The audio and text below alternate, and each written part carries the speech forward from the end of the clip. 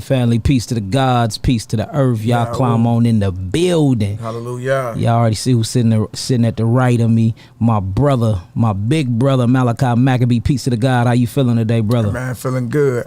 You know, man, good to be in the land of the living. As long as we above ground, we winning. All praises, all praises. Y'all climb on in. Y'all climb on in.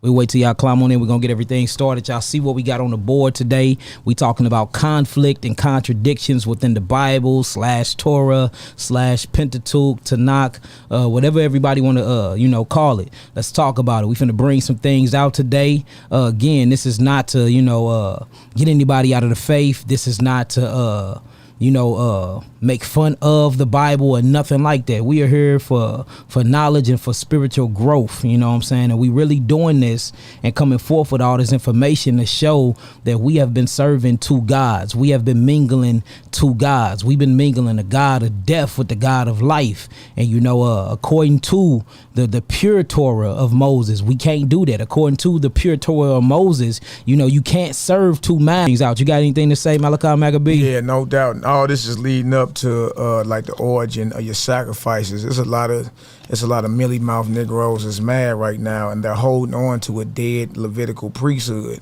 You know what I mean? And mad because of what we brought out last Thursday and how it's obvious conflict between the prophets, right, and what we call the priests. You got prophets saying the Most High never spoke to our fathers, nor commanded them in the day when we left Egypt concerning burnt offerings and sacrifice. But we got a law of sacrifice and burnt offerings, right? Then you're in that day. Well, okay, when we left Egypt, that was a major sacrifice according to what we read in Exodus. So what we point out is conflict. And the whole reason we point that out is because if you're not killing the flesh, you know what I mean, then you're definitely not eating the flesh. Facts. That's the whole point, you know what I mean? I know a lot of people think that, we saying put the Bible down and all that. No, we saying if you want to really deal with the true teachings of Moses or the true Torah that the Messiah came to restore to the people, then you must teach life out of the scriptures. You know what I mean? Not death. Look, even Moses said it though. Yeah, Didn't he say, I lay before you two paths, life and death. Facts. Choose life that you may live, right? Now, a lot of our people don't understand this, that in that life and in that death, there's also a life diet and a death diet. That's right. You know what I mean? And it's wild though, over the last week, a few Negroes lined up, called themselves firing at us, but to none avail. Yeah. All y'all missed, and the whole point was this, like, we wasn't done. We not done bringing out everything. At least wait till we done, what I mean? Because this research we doing, we're going in. Like, what we talking about is what they talking about at Yale, Cambridge, Oxford. We gonna show y'all some of it today. And even after today, we still ain't done. You know what I mean? So the whole thing is to show the conflict. Why show the conflict? Because it's like this. If you're not sacrificing the flesh, then guess what you're not doing? You're not eating the flesh. The dietary law is Genesis 1:29. The fruits and the grains of the earth. Not just for man, but even for the animals. Yeah. You know what I mean? That's the dietary law. That's what the Most High ordained. What you got in Leviticus 11 and Deuteronomy 14, is not a law. Because if it was, trip off this. I know some of y'all spilled your coffee. But if it was a law, then it would be a sin not to eat flesh. Facts. You know what I mean? You don't have to eat flesh, and that's the whole point. And especially in these last days, right? Yeah. We got in the prophecy where it say in the last days, knowledge is going to increase. Facts. Right? Today, you can look down into the cell of any organism. You can study the blood and what's the pH levels and all that? Yeah, the pH level of the blood is a 7.45. You can actually do that today because knowledge has increased. You understand? So even if you see things happening back in the day among certain forefathers, even the Messiah told the disciples this, many prophets and wise men have desired to see the things that you see, but have not seen them. Yeah. How much more in this day when knowledge has increased? You know what I mean? So the whole thing, we've been telling people to live life and live abundantly and stop putting the things down your throat that destroy you. And you'd have thought we was telling people to go become homosexuals or something. Yeah, we straight telling y'all, we telling y'all to live. And, when you deal with the fact of the matter, the meat is the flesh is killing us at alarming rates. It's killing us very, very fast. And, we've been dealing with two two Torahs here. We've been dealing with two laws here. We've been dealing with the law of life and the law of death. And, you know, once we came into the knowledge of this, we would be fools and we would be sinning if we didn't bring this forth. We just want our people to live. That's it. So we ain't gonna pay attention to the comment board today until we done. So you know, if anybody got the axe in here and y'all see anybody stirring up any issues, just go on and block them, because the message got to go forth. So we finna bring everything forth. Then at the end of the presentation, then we will open up the phone line. So let's just get straight to it. If y'all can see the screen and if y'all can hear us good, type in some nines real quick. Let's do that first. If y'all can see the screen real good, y'all can see us. And if y'all can hear us good, type in some nines and we'll get everything started. Absolutely. And look, this right here is from an academic standpoint. You know what I mean? Again, professors and all them at Yale, you know what I mean, Oxford, Cambridge. So this is from an academic standpoint. Then you got scripture standpoint where you can respond and do all that as well. You know what I mean? But this is academic. Y'all do know there are people who whole careers are based on studying your records, going into history, exegesis and all that, biblical texts, criticisms and all that. You know what I mean? So we gonna bring it out to show that, because we teach, you know what I mean, keep that flesh out your mouth, that lick out your mouth, and that smoke out your lungs, so you can live. So this whole vessel could be totally dedicated to the Almighty. You know what I mean? That's what we teach, and we gonna keep teaching it. Regardless of whoever get mad, that's just what it is. We love you enough to see you alive. Facts. And breathing. You know what I mean?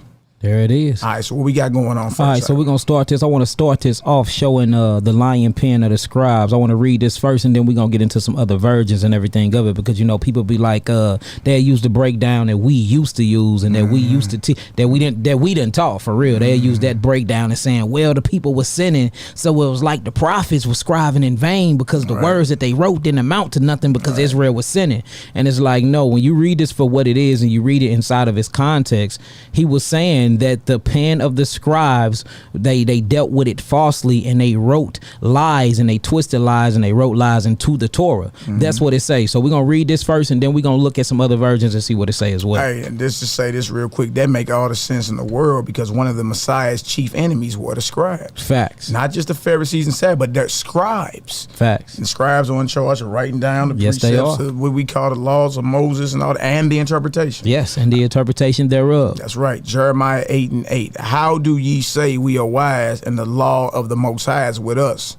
Lo, certainly in vain made he it. Ooh-wee. The pen of the scribes is in vain. All right, so what I'm gonna do is, because y'all done heard us break this down millions of times, right, in the past. So we just gonna let the other Bibles and everything, it's called comparing text. So we're gonna let the comparing text speak for itself. So we're gonna click on here real quick, and let's compare the text. Let's just compare it real quick.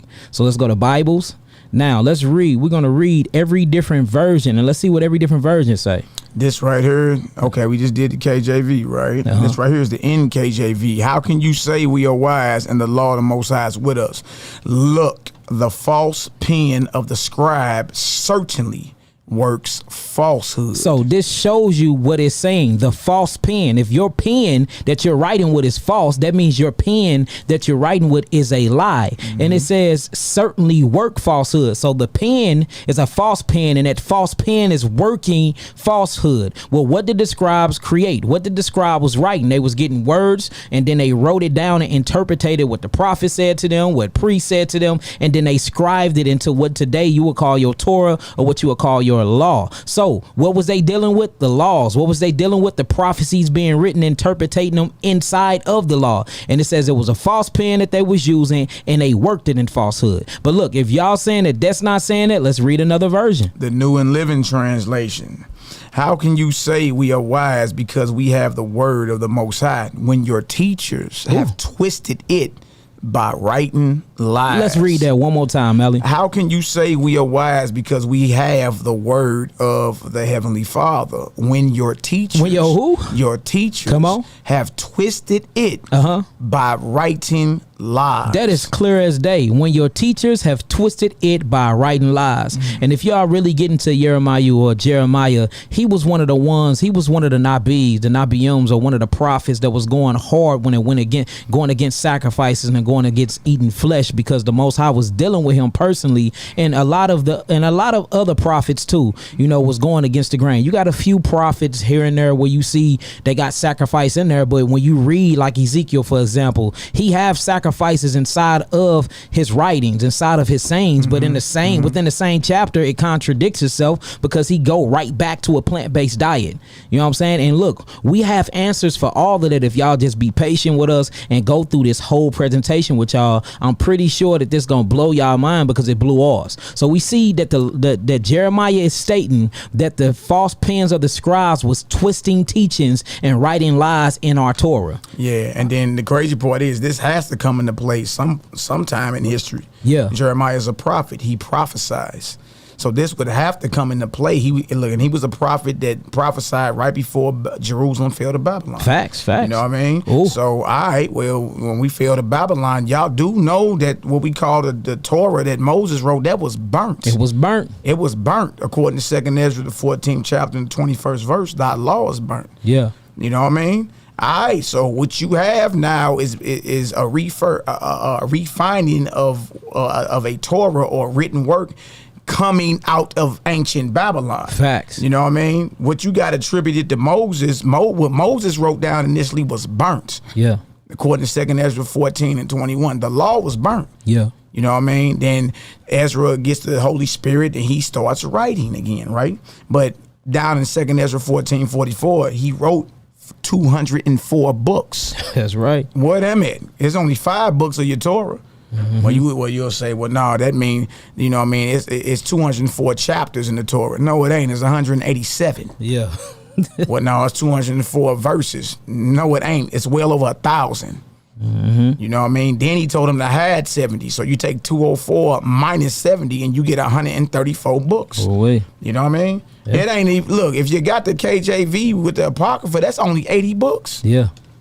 So something ain't adding up That's here. right. Everything we finna show and present today is proving that. Now look, let's just read the rest of these and then we're gonna get straight to the presentation. Okay, how can you say we are wise, NIV? How can you say we are wise, for we have the law of the Most High, when actually the lying pen of the scribes has handled it falsely? They've handled the law of the Most High falsely. So we see, look, every version we go to say the same exact thing, that the lying pens of the scribe dealt with the word falsely, dealt with the law falsely, and wrote lies into it. They tampered with it. You know what I'm saying? We not saying that. This is what Jeremiah saying, and with all the evidence that we're bringing forth today and everything that we brought forth last time said the same exact thing. All the evidence conclude that our scriptures have been in fact tampered with. I know y'all don't like that word, but look, that is what's been happening. So let's just keep reading. Let's read these last two. ESV, how can you say we are wise and the law of the Most High is with us? Hatawara. Hatawara, that's what they say. Speaking that pig Latin out here, man. And the law of the Most High is with us. But behold, the lying pen of the scribes has made it into a lie. Ooh, there it go again. Let's do one more. CSB, how can you claim we are wise? The law of the Most High is with us. In fact, the lying pen of the scribes has produced falsehood. So look, that's 1, 2, 3, 4, 5, 6. That's 6 so far that look been concluding and is agreeing with everything that me and bruh been bringing out. And look, we didn't create this, we didn't make this up. This is in the very scriptures, and we finna show you, because you're gonna read once we show you this whole presentation. What y'all gonna realize is you're gonna see a whole bunch of contradictions, y'all. And it's like, okay, if we didn't put that in there, you know what I'm saying, and we just bringing it out, why everybody mad at us? Because we didn't write these contradictions in here. This stuff been written down for hundreds and hundreds and hundreds and hundreds and hundreds of years. Right. So why y'all mad at Yaki and Malachi Maccabee, boy? Right. So look, let's get straight to the presentation. And then at the end, like I said, at the end of the presentation, we open up the phone lines and we'll even answer some questions on the comment board. All we ask for y'all is y'all to be patient and y'all to bear with us while we get through there. We don't need none of y'all questions right now because we ain't answering them. So it ain't no part of y'all blowing up the whole comment board because we ain't gonna even answer them. So we letting y'all know that right now. Look, hear the whole matter and then we can talk when we done. All right, so let's share this screen one more time and let's get straight to it because here it go. Here it go. All right, let's get straight to it. All right. Blow this deal on up. All right, so look, check it out. Here we go. So conflict and contradictions of our biblical text. Now check this out, y'all. What we're gonna do is I want to start this off with the creation story. You know, because this blew my mind and I'm pretty sure it'll blow a lot of y'all minds too. So what I got here is the creation story. Now, what you're going to look at and what you're seeing around here with my marker at, you're seeing Elohim and you're seeing Yahweh, right? Because there's a difference in what they call God in each different individual source or chapter. We're not the only people saying this. We've been peeped it, but now we have scholars, theologians. We have a lot of different people, academics that are talking about this thing. In fact, when you go to school for to be a theologian or to be a chaplain or to be anything that's dealing with the scripture, whether you're going to be teaching them from a pastor or a minister perspective or whether you're going to be teaching it from a straight educational academic perspective, you have to learn these things at school. We just ain't been in school for it. So this is not just taught by Malachi, Maccabee and Yaqui. This is actually taught in all of your major universities. This is taught on a worldwide level, y'all. It's just now finally bringing it down to us. It's something called textual criticisms, where you got professors that sit around with a magnifying glass and read through the Torah and find contradictions and find things that just don't add up. Absolutely. It's not just we didn't come up with this. This been sought out for over 800 years now. Yes. We got all the proof, all the facts, all the evidence. It's been people investigating the scriptures for 800 years. Look 4 or 5 different people who lived in different time periods that arrived at the same conclusion. The same exact conclusion. Wild, so let's read this. Let's start off reading it. So look, first thing I want to show y'all is the creation story, and I want to break down how the text is different from going to chapter 1 from going to chapter 2. Now this is how you know that there are conflicting chapters, because even I at one point in my life thought that it was 2 different creation stories. I even taught that before,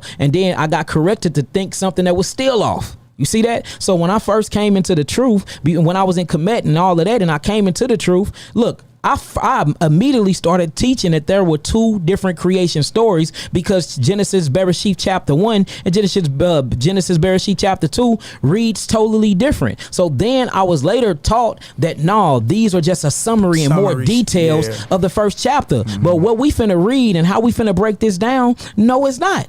So let's go and read this real quick. The creation story, the Elohim or the E document. All right. It says Genesis 1:26, and Elohim, God said, let us make man in our image, after our likeness, and let them have dominion over the fish of the sea, and over the fowl of the air, and over the cattle, and over all the earth, and over every creeping thing that creepeth upon the earth.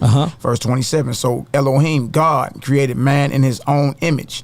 In the image of God, Elohim created he him, male and female created he them. So what we see in Genesis chapter 1, you would never see the word Yahweh.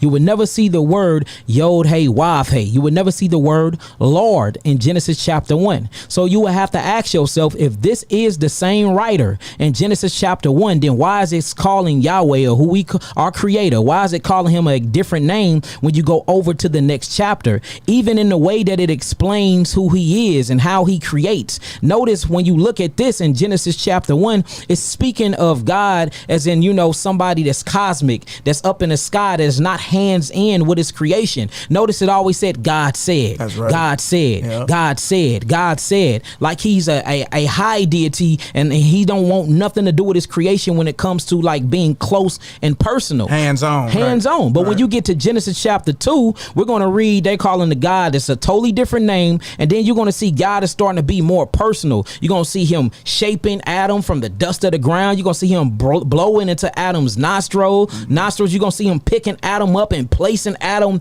in the garden. It's two totally different ways for you to see God. And they even calling God two totally different names. So we just read Genesis chapter 1, 26 and 27. Now let's go down to Genesis chapter 2 and read 21 and 22. And notice that the names are different. For those that don't speak Hebrew, which we do. For those that don't read Hebrew, which we do. For those who don't write or scribe Hebrew, which we do. If you read the word God, it simply says Elohim, and that means powers. We're not going to see the same thing in Genesis chapter 2. So let's read it. Genesis 2 and 21, the Yahweh or the Yahweh document, right? And Yahweh Elohim caused a deep sleep to fall upon Adam, and he slept. And he took one of his ribs and closed up the flesh instead thereof. And the rib which the Most High Yahweh had taken from man made he a woman and brought her unto the man. So now we see in Genesis chapter 2, and y'all can go challenge us. Go through. Matter of fact, we're going to read both chapters. We're going to just go through them. We ain't going to be too fast, but we're going to go through them just to show all the different perspectives. And we're going to show it's two total different writers, y'all. It's not the same. So the question you're going to have to ask yourself, well, in Judaism, the traditional teaching is that Moshe wrote the Torah.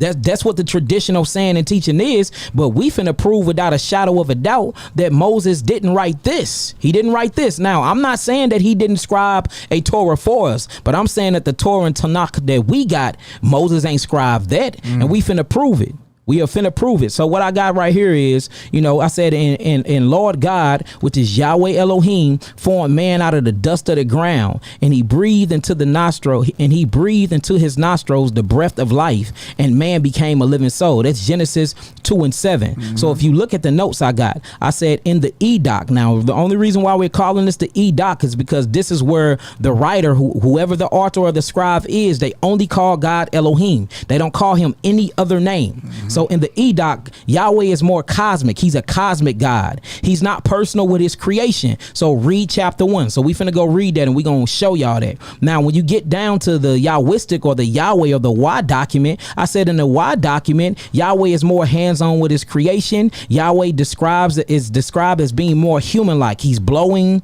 he's shaping, and he's operating, right? And he's operating. Now check this out. Check this out real fast. Let's just go read chapter 1 and read. Let's just go read the chapters, and it will blow your mind. It will seriously blow your mind. Check this out.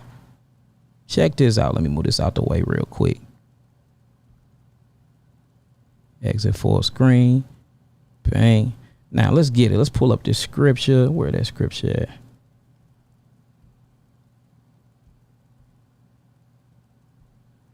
All right, what we're going to do, we're going to read chapter 1.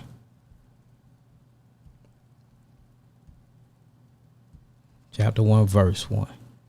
Let's get it, my brother. In the book of Genesis, Bereshit, chapter 1, verse 1. In the beginning, Elohim, God, created the heaven and the earth. So in the beginning, God, Elohim, created the heavens and the earth. And the earth was without form and void, and darkness was upon the face of the deep.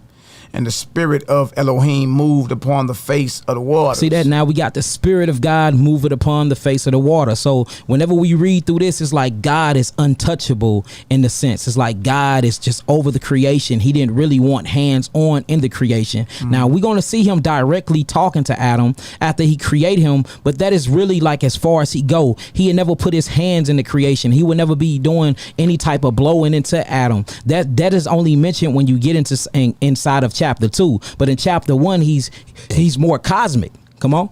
Verse 3, and Elohim said, let there be light, and there was light.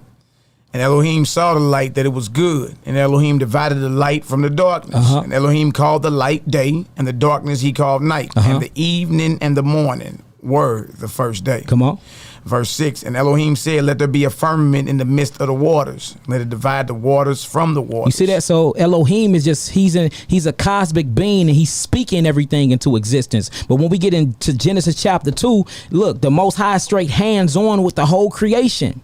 And we got two different names. We haven't read the word Lord yet, have we? Not yet. So we see that this is even God is named totally different, showing you that the penmanship of the scribe is different. This couldn't have been Moses, because when we start reading and start showing y'all this presentation, you're going to see a bunch of different handwriting signatures, the way that they perceive who God is, the way that they call different land mass. They even interpretate stories different, like they remembered them wrong, or when the stories was passed down to the scribes, they either heard the correct story and they ain't like how it sounded and they changed it. But what we gonna see, we're gonna see the scribes literally working falsehood. That's what we gonna see. So the prophecy in Jeremiah 8:8 came to pass. It came to pass. It very much did. It came to pass. All right, let's get it. All right, verse 6, and Elohim said, let there be a firmament in the midst of the waters, and let it divide the waters from the waters. And Elohim made the firmament and divided the waters which were under the firmament from the waters which were above the firmament. And it was so. So, dude, is he called? Do we see Yahweh anywhere?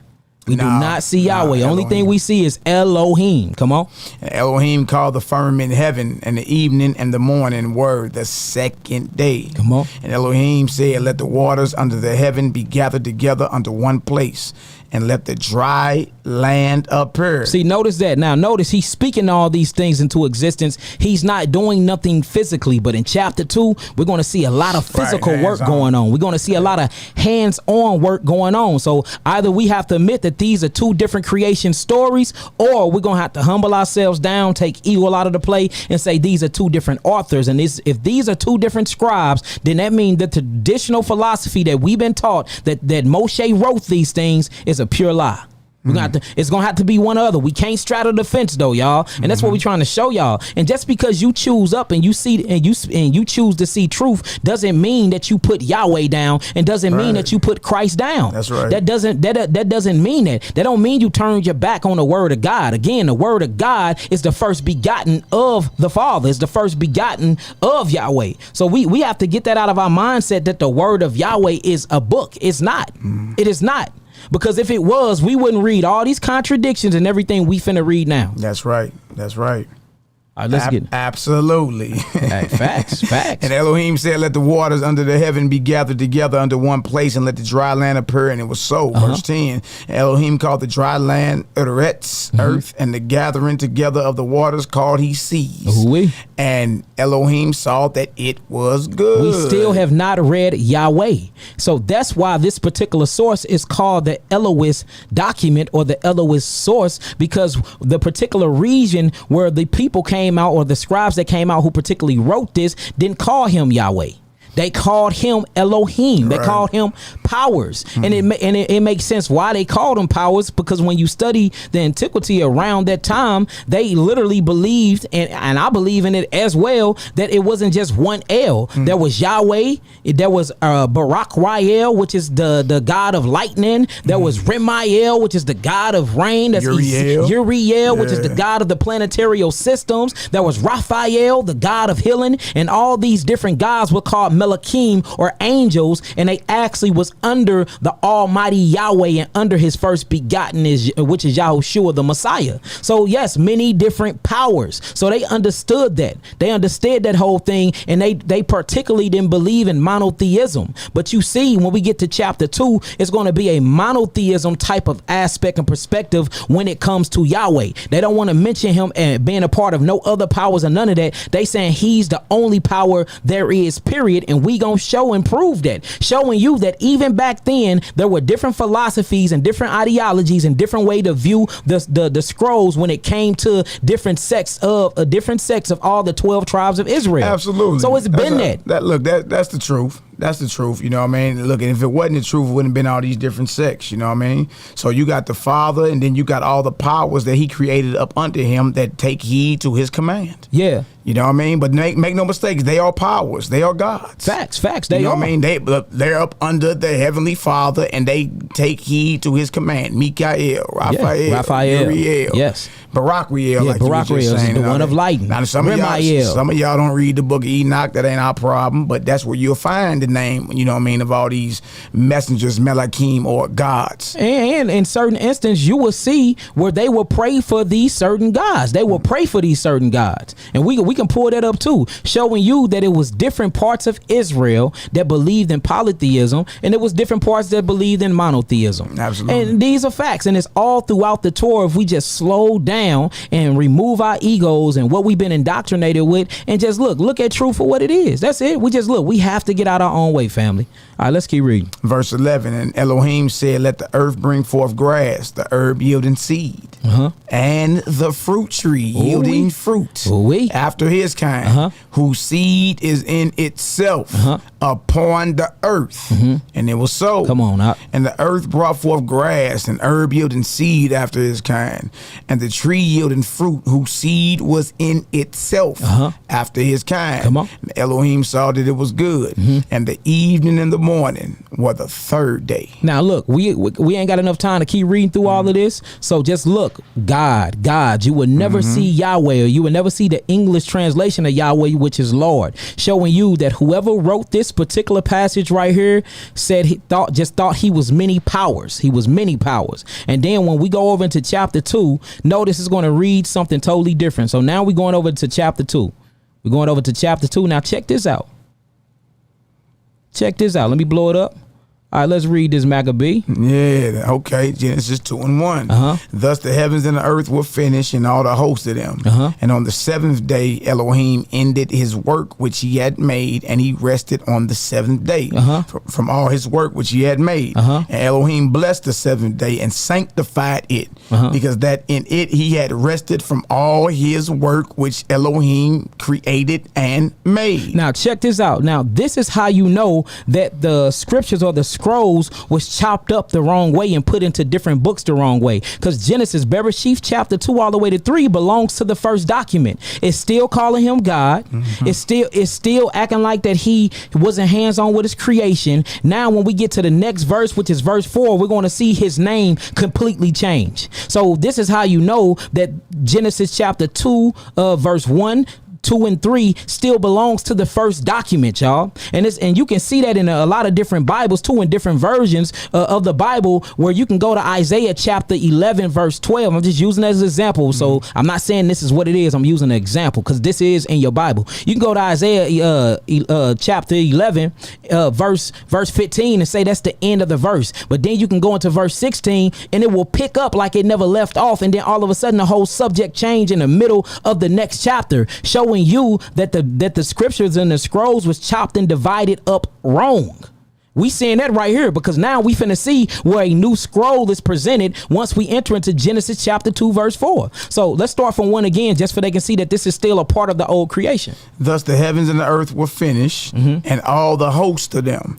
And on the seventh day, Elohim ended his work which he had made, and he rested on the seventh day from all his work which he had made. It's still calling him Elohim. Come on. And Elohim blessed the seventh day and sanctified it, because that in it he had rested from all his work which Elohim created and made. It's still calling him Elohim. Now, all of a sudden, we finna get a whole different new subject, and we finna get a whole different new name when it comes to how we perceive Yahweh. Now, check it out. Genesis chapter 2, verse 4. These are the generations of the heavens and the earth when they were created, in the day that Yahweh made the earth and the heavens. See that? Now he becomes Yahweh Eloheinu, or Yahweh Elohim, or Yahweh El.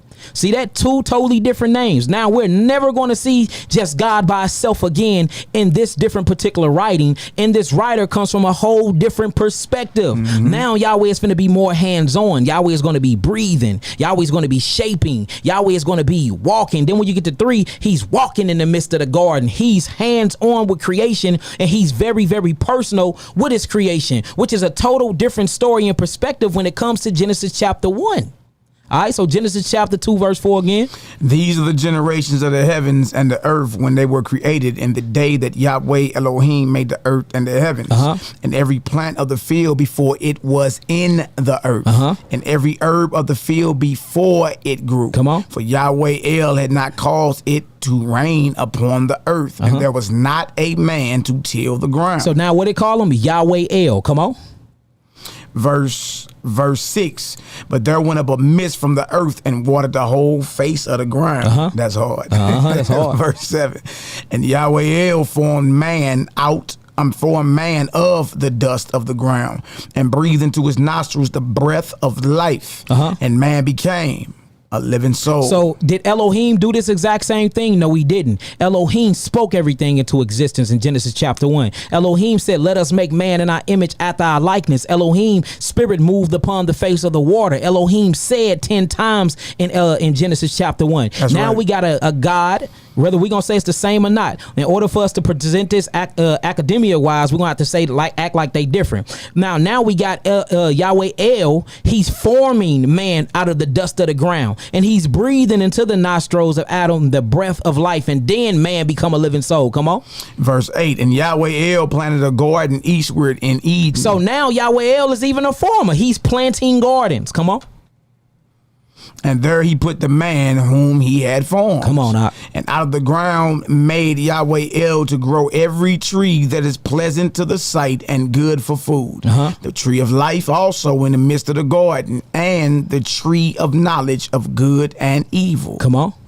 Verse 10, and a river went out of Eden to water the garden, and from thence it was parted and became into 4 heads. The name of the first is Pison, that is it which compasseth the whole land of Havilah, where there is gold. Oh, we got to talk on that too when we bring out that flood and that gold, because this goes back to the Anunnaki, boy. Got to talk about that. Come on. And the gold of that land is good.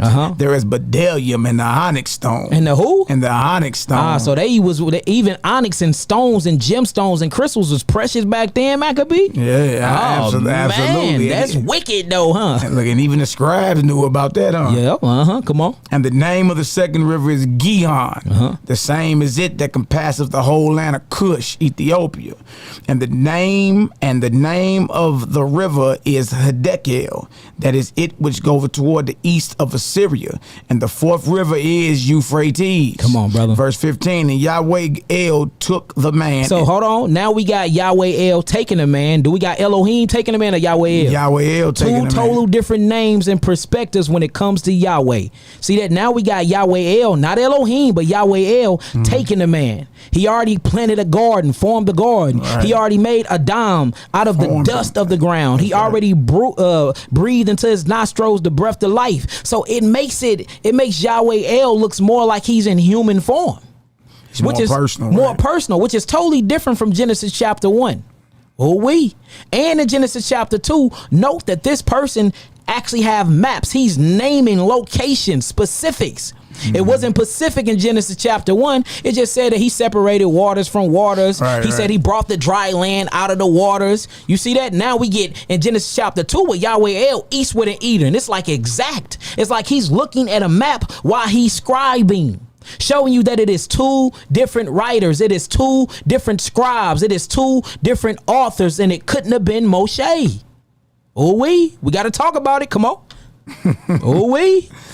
And Yahweh El took the man and put him into the Garden of Eden to dress it and to keep it. So he took man and he put him in the garden to dress it and to keep it. Now we even got 2 different actions he gave man, because in the first one he just told the man to have dominion over the fish and the fowls and dominions over the animals, right? Go forth, be fruitful and multiply. Now in Genesis chapter 2 we got the different God Yahweh El, and the reason why I'm calling it a different God is for academia, y'all. Right? And he got, look, notice what he's telling him. Now he's giving him a straight another job. He say, hey, look, go keep the garden, go dress the garden. So it went from dominion, and you know what I'm saying, to a lesser dominion, and now he got specific jobs and duties to get. So even the duties are a little different, showing you that the perspective of both creations had to come from 2 different mindsets, y'all. 2 different authors. 2 different authors. Talking about Genesis 1 and Genesis 2 are not written by the same author. It's not. You know what I mean? Or not written by, let's use the biblical, the same scribe. The same scribe. And look, unless you saying this, it is written by the same scribe, but these are 2 total different creations. Now, look, I can even rock with you if you'll keep it real to you. At least say, well, maybe it's just two different creations. But look, you can't have all of them. You can't say it ain't two different creations and it's the same one and it's the same writer. Right. You're straight up being moving in ego and pride if you admit right. that. Facts. Same writer, and it's just a summary or a more in-depth detail of what went down in chapter 1. We've heard that before too. And if we it actually was. used to teach that. Yeah. Actually, you know what I mean? But if you slow down and read, you'll see it's different. Look, even the order is different. The order, everything. Look, Yeah. and after we read this, we gonna break it down how Yeah. different it is, y'all. So make sure y'all get out y'all pens and pads. And again, this is not to bash the Bible. This is not to bash the prophets. This is not to turn nobody out of the faith to not. This is to speak life into y'all and show y'all that it's time to choose life. Straight up, we've been serving two different gods, y'all, and we finna prove it. Right, and the purpose of the conflict, we bringing that out, is to show you, you understand, when it comes down to choosing life, that even got to do with your diet. Facts. You know what I mean? We have not been choosing a life or a living diet being so-called Israelites. We choose Leviticus 11 and Deuteronomy 14, which is the death diet, and y'all, over 90% of the nation is sick as if they eat pork, shrimp, crab, and lobsters. You understand? I'm talking about that's something we can observe and that's something we can measure, which makes it a scientific fact. That's just the truth. And could you say that again? You said the whole nation sick as if we were eating as if we were eating pork, shrimp, crabs, and lobsters. And we ain't, but we still sick. What do that Exactly. mean? What do that mean? And y'all know we know. Look who I'm sitting next to. This the master herbalist. You can only imagine the phone call him and his team get.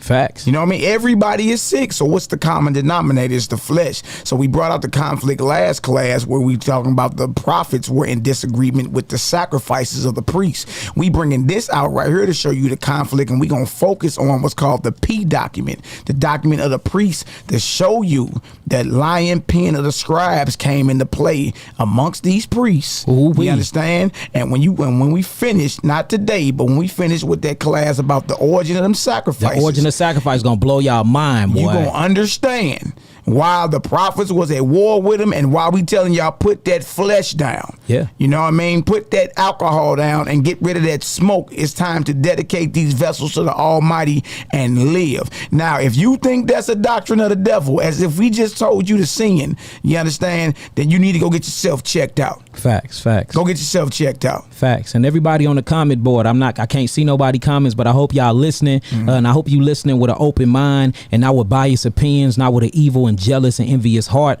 And I just really hope you humble yourself down and listen to this lesson. Then after you take everything in, you come up with your conclusion. I'm not giving you a conclusion. This is open. Y'all arrive to your own point. I'm not forcing this on anybody. But look, if you call yourself an intelligent, wise man, you will listen with an open mind and with a non-biased opinion, and then you will draw a conclusion at the end of the test, at the end of this entire testimony. All right. Hey, and that's just the truth. You know what I mean? Look, Malachi and Yaki can't validate none of y'all. Facts. You know what I mean? You got to be persuaded within your own mind about what's going on. You know what I mean? And in the end, we want y'all to live life and live abundantly, man. It ain't no reason to be in that mindset like, look, we all gonna die anyway. Yeah, you know what I mean? That's a Negro slave mindset. Yeah, I'm trying to live and live abundantly. Fact. And keep growing until I Enoch my body or something. And you can't do none of that eating flesh, dead carcass, and blood and maggots. You can't. You can't do none of that eating flesh, dead carcass, blood, and maggots. You can't do it. Man. You can't. I'm just keeping it real. Hey, that's solid though. You know what can't. I mean? All right, verse 16. And Yahweh El commanded the man, saying, of every tree of the garden thou mayest eat freely.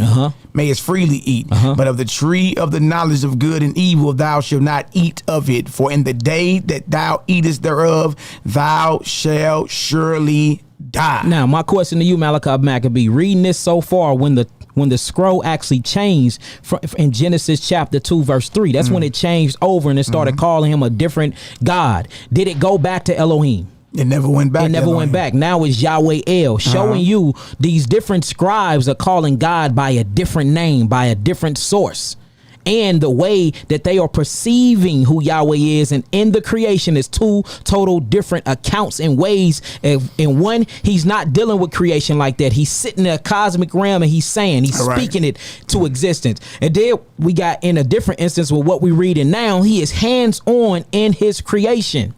All right. And one, you don't have no locations whatsoever. I couldn't tell you where all this stuff happened at. Like the Big Bang just happened and the land came out of the water and separated. And I don't even know where it's at. But in this one, we have direct locations on a map where we can go reference and say, oh, Assyria, that's in the Middle East. Oh, Euphrates rivers, that's in Africa. Right. See that this is a total different account and a total different way to actually perceive a creation from two different scribes, y'all. This is not the same scribe. And if this is not the same scribe, then we cannot say that this is Moses and we only in Genesis chapter 2. There is more. It gets way deeper, y'all. Look, this is the warm up. This presentation goes deep. So hold on to your seats and have your pens and your pad. Yeah, and that's why I was telling the men that's fancying themselves as our ops, look, y'all shot too early. You know what I mean? We told y'all we got a lot to bring out. Let us bring it out. You know what I mean? Most of y'all gonna be calling and apologizing like, okay, I see what y'all saying. Dang. Yeah, after this, most definitely. You know what I mean, bro? You ain't looking, it's all good. We know knowledge puffs up. We ain't the ones that act like, you know, we all egotistical and all that. But all you men that ran around and let that one Negro put a battery in y'all back and charge y'all up because he can't stand for himself.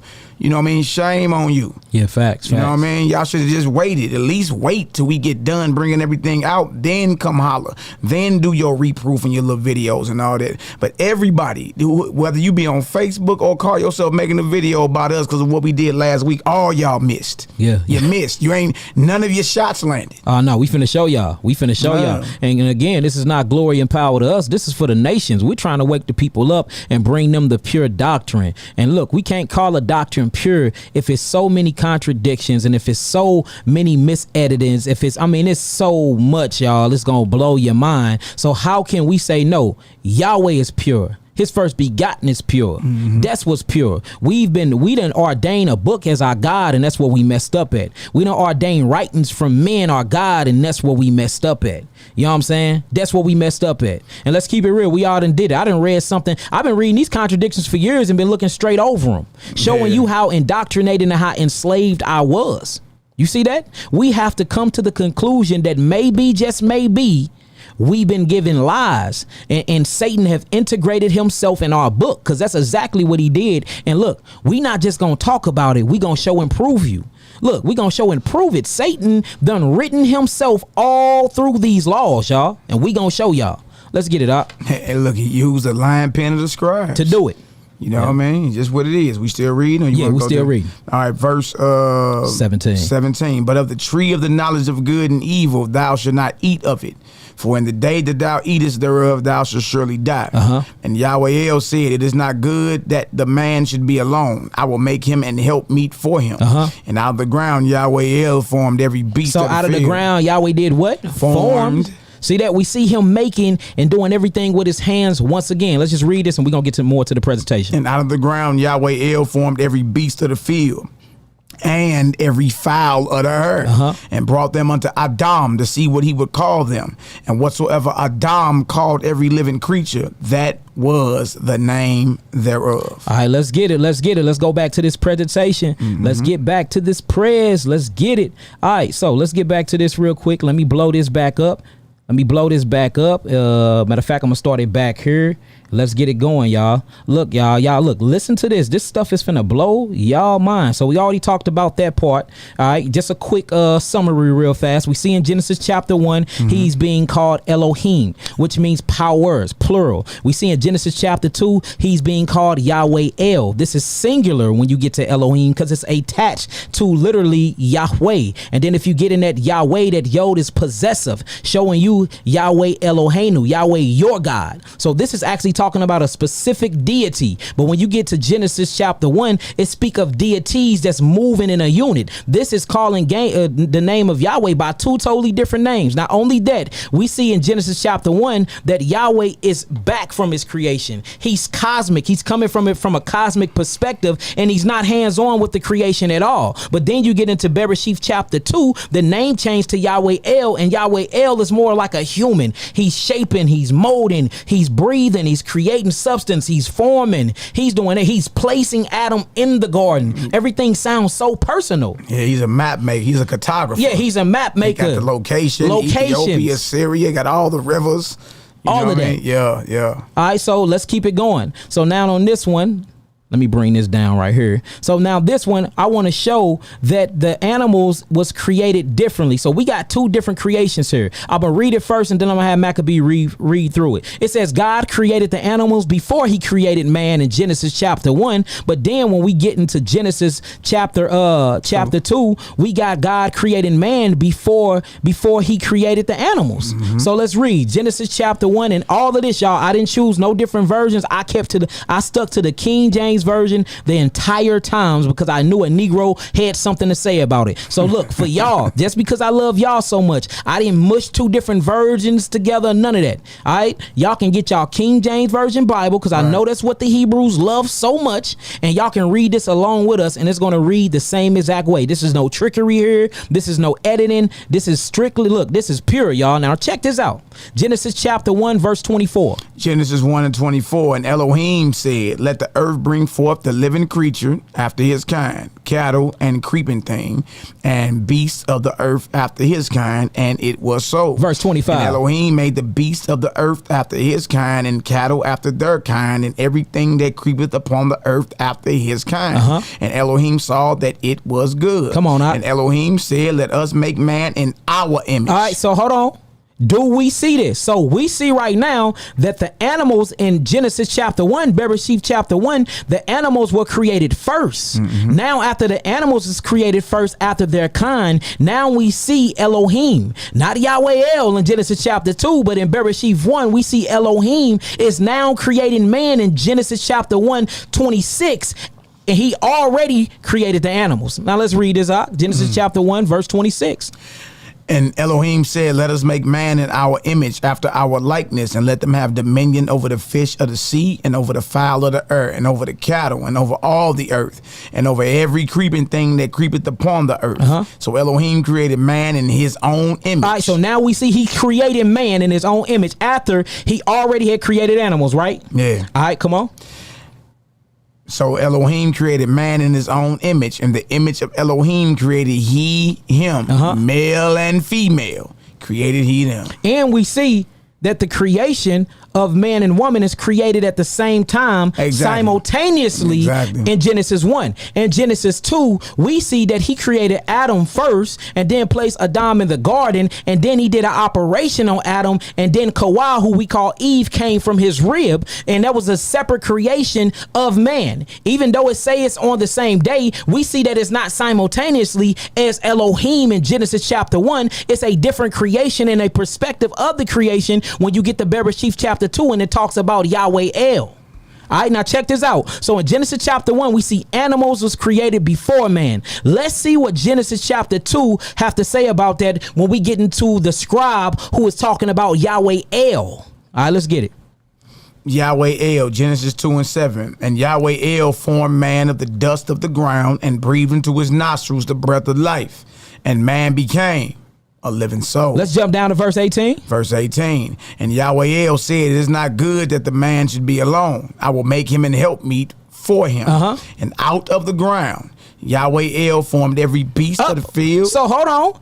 In the first creation, we see that the beast of the field was created first in Genesis chapter 1, verse 24. Let me read it. And God said, let the earth bring forth the living creature after its kind, cattle and creepy thing, and the beast of the earth after its kind. And it was so. And Elohim made the beast of the earth after its kind, and cattle after its kind, and everything that creepeth upon the earth after its kind. And Elohim saw that it was good. And Elohim said, let us make man in our image, after our likeness, and let them have dominion over the fish of the sea, and over the fowl of the air, and over the cattle, and over the earth, and over every creepy thing that creepeth upon the earth. So God, Elohim, created man in his own image. The image of God created he him, male and female created he them. And that shows y'all too, everybody that's so gung-ho and caught up on this mother-father language, or this father-mother language. We see that Yahweh consists of male and female principles right here. Absolutely. So why are we all gung-ho and all got our pennies in a bunch? Because we got in the book of the Nazarenes, we got Peter's and some of the apostles saying father, mother. I say it all the time.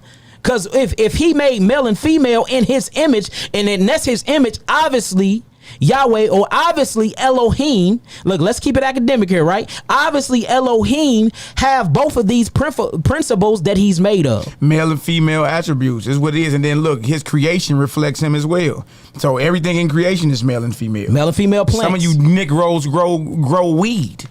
You got male and female plants, electricity, male and female, your car battery, positive and negative. You know what I mean? Children. Don't you got sons and daughters? Yeah, sons and daughters. I know I do. Yeah, facts. You know what I mean? Everything is male and female, even in creation. Oh, my brother, matter of fact, you have Y and X chromosomes within inside of you right now. Oh, oui. Male and female. Oh, oui. Because Y and X depends on whether it makes a boy and a girl, male and female. Oh, oui. Oh, man. Now, check this out. So we see in Genesis 1 that the animals was created before First. man. That's right. The animals was created first. Now, in Genesis 2, when we get to Yahweh El, let's read it one more time for them. And Yahweh El formed man of the dust of the ground and breathed into his nostrils the breath of life, and man became a living soul. And Yahweh El said, it is not good that man should be alone. I will make him an helpmeet for him. Come on. And out of the ground Yahweh El formed every beast of the field and every fowl of the air, and brought them unto Adam to see what he would call them. And whatsoever Adam called every living creature, that was the name thereof. And Adam gave names to all cattle, and to the fowl of the air, and to every beast of the field. But for Adam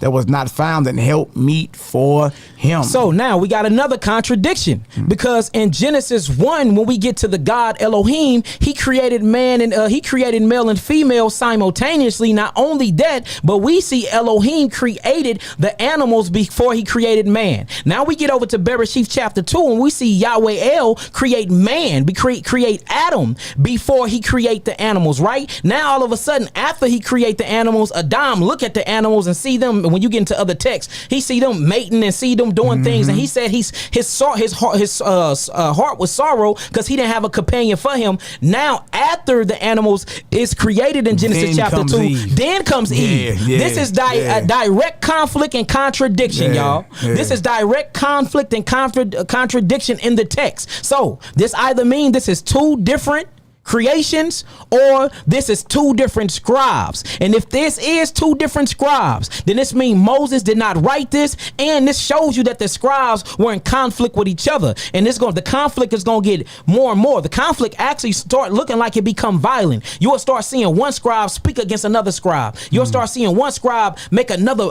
character in the Bible seems evil and seems bad. Man, look, it's finna get deep, y'all. Just stick with us and take this journey with us. But y'all notice that in Genesis 1, the Most High created the animals before man. In Genesis 2, the Most High created man, then the animals, and then pulled Eve out of Adam. Matter of fact, if y'all see that, let me get up out of here real quick.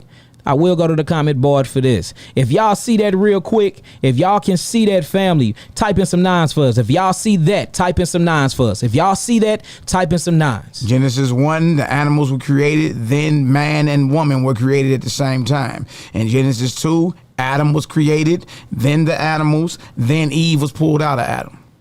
All right, if y'all see that, type in some nines, and then we're going to get back to it, because it gets way, way, way more deeper than this, y'all. And again, this is not us having a piss contest. This not us trying to sound like scholars. This not us trying to piss on the Bible or make the Bible look bad. This is us bringing truth out, because we have been serving two different gods, thinking that we've been serving a God of life, but we really been serving a God of death. Hey, look, and y'all, this same conflict even was in the Messiah's day. One of his chief adversaries were the scribes. You know what I mean? So that's just what it is, you know what I mean? So all you can do to really understand the true teachings of Moses that the Messiah came to restore, well, you got to listen to the teachings of the Messiah and the teachings he passed to his disciples. Facts. You know what I mean? You sticking in the Bible, teach life. You know what I mean? You want to go a little deeper, then you got to get into the faith of the Nazarenes, Ebionites, Essenes, and all them, because these are the ones that were vanguards of the true teachings of Moses. All right, let's get it. That's just the truth. I see the nines, though. All right, we see the nines. Let's keep it going. Let's keep it going. And I'm going to do that after every last one of them, just to make sure that we are all in agreement before we keep going. And this agreement does not mean that you agree with us. This just means that you agree with the text. This agreement, if you agree with this, this don't mean that you agree that we shouldn't be eating meat. We're not even here for that right now. We just want you to see this, and we want to know if you agree with what we're seeing here with the actual presentation of the contradictions and the mishaps that we see in these editorial writings. All right, let's go on to the next one. Now, when you read the next one, check this out. This says the creation origin of the fowls. Now, in the Elohim document, let's read it. Let's read it, Maccabee. Genesis 1:19. And look, this is a good way. This is like real simple to see if somebody got pride and it blinds them. You know what I mean? I brought this out with a few bros the other day, and they couldn't see it. So I knew then there's no reason to go even further. Yeah. You know what I mean? If you can't see this. You full of pride. Yeah, you full of pride. Or just the indoctrination is just what it is, man. You know what I mean? We understand because we used to be indoctrinated. Yeah, facts. All right, Genesis 1:19. And the evening and the morning were the fourth day. Genesis 1:20. And Elohim said, let the waters bring forth abundantly the moving creature that have life, and fowl that may fly above the earth in the open firmament of heaven. So in Genesis chapter 1, verse 20, we see that the fowls come from the water. All right, let's read that one more time. And Elohim said, let the waters bring forth abundantly the moving creature that have life, and fowl that may fly above the earth in the open firmament of heaven. Come on. Verse 21, and Elohim created great whales and every living creature that moveth, which the waters brought forth abundantly after their kind, and every winged fowl after his kind. And Elohim saw that it was good. Now, notice that we still dealing with the God Elohim in Bereshith chapter 1, all right? Now, let's move down to the Bereshith chapter 2, verse 19, and let's see what Yahweh El created. Let's see if he created, and let's see where the fowls come from in Genesis chapter 2:19. Let's read it. Genesis 2:19, and out of the ground Yahweh El formed every beast of the field and every fowl of the earth. Hold on. Stop right there. Because in Genesis chapter 1, verse 20, it says, and Elohim said, let the waters bring forth abundantly the moving creature that have life and the fowl that may fly above the air. So hold on. When in Genesis chapter 1, I'm seeing that the fowl came from the water. The waters. But you just read in Genesis chapter 2:19. Read that again. Genesis 2:19. And out of the ground Yahweh El formed every beast of the field and every fowl of the earth, and brought them unto Adam to see what he would call them. And whatsoever Adam called every living creature, that was the name thereof. Let's keep reading. Verse 20, and Adam gave names to all cattle and to the fowl of the earth and to every beast of the field. But for Adam there was not found an helpmeet for him. So in my notes that I put on here, I said, note, in the Edoc, Elohim created the fowls and they came from the water. Note, in the Y document, or in the Yahweh document, Yahweh El document, it says he created the fowls and they came from the ground. So these versions of the stories are in conflict with one another. Y'all see that? Waters bring forth abundantly the moving creature that have life and the fowl that may fly. Then if you get into another chapter, it says out of the ground, the Lord thy God formed every beast of the field and every fowl of the air. So we got two different origins where the fowls come from. In one chapter, we got the fowls coming from the waters, but in the next chapter, which is a different God who's even looking and that's personal with his creation, we see that them fowls came from up out of the dust of the ground. Out of the ground. Now, the breakdown that we used to hear back in the day, and I heard it the other day when I brought it out with some of the bros, right? They was like, well, I was under the impression that everything was water, a big ball of water, and then, so in essence, everything comes out of the water. I was like, oh, okay, but there's just one problem with that understanding. The problem is, if you read back up in Genesis chapter 1, the Most High had already separated the water from the dry ground. Facts. The dry ground he called earth, and the water he called seas. So, you know what I mean? So there is conflict in Genesis 1:20, Genesis 2:19. The understanding that everything was a big ball of water, so in essence, everything come out of water. And think about it, Ak, even you come out of water. Don't your mama water break? But her body came from the earth. And look, I understand the breakdowns. I used to teach them. You understand? But if you be real with yourself, these are two different accounts. The fire comes out of the water in Genesis 1 and 20 and out of the ground in Genesis 2 and 19. You understand? If you read back up in Genesis 1, Genesis chapter 1, the dry ground had already appeared. You know what I mean? So if that's the case, you can make an argument and say whales come out of the ground. In fact, and you know can't, you bet not say that, because then you're going to be sounding crazy. Yeah. What you sound crazy saying that everything come from water, when we see that the text says something different. Even if I can agree with you on that, I believe everything come from the water. So look, I agree with you, but guess what? Don't agree with us. Genesis 2 and 19, because Genesis 2 and 19 just said that the fowl came from the ground. Exactly. See that? So I agree with you, brother. I agree with that. I think all things come from the water. But guess who don't agree with that? That scribe that wrote Genesis chapter 2 is in 19. Disagreement. That's right. It's in disagreement with what we agree to. Yeah. And so there's an obvious conflict there.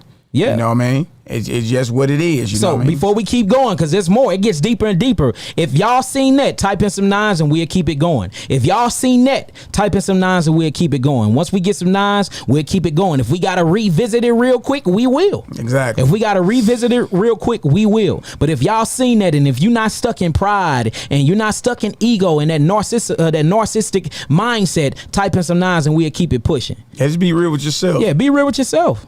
Okay, we got 9s. All right, look, let's go into some more. Because look, y'all, it gets deeper. It gets deeper, y'all. It gets deeper and it gets deeper.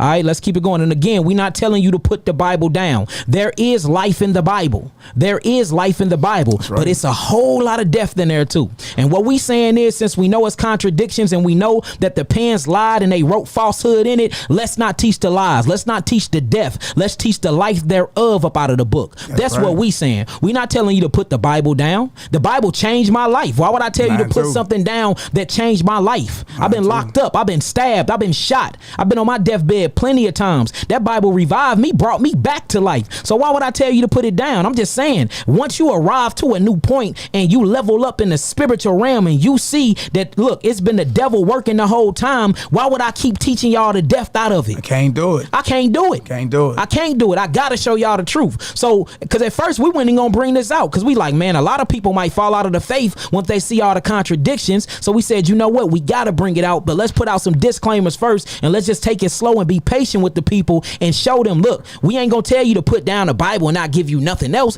We not even saying put down the Bible. We just saying speak the life out of the Bible, because the death that's in that Bible and these laws and all these sacrificial laws, they was put in there by the lying pens of the scribes, and the priests had an agenda, and we can prove it. We can actually prove it. We not just speaking of these things. This is not just us blurting out something to a whole community and misleading y'all astray. We would be false if we sat up here and said things that we couldn't prove. Y'all think that we would do the flock of Yahushua like that? Man, look, I am afraid to even misuse and mistreat y'all. Y'all think we just up here playing around? No, we not. It's souls on the line here, and that's the reason why we sitting at this table bringing forth this lesson. Yeah. We wouldn't even came outside.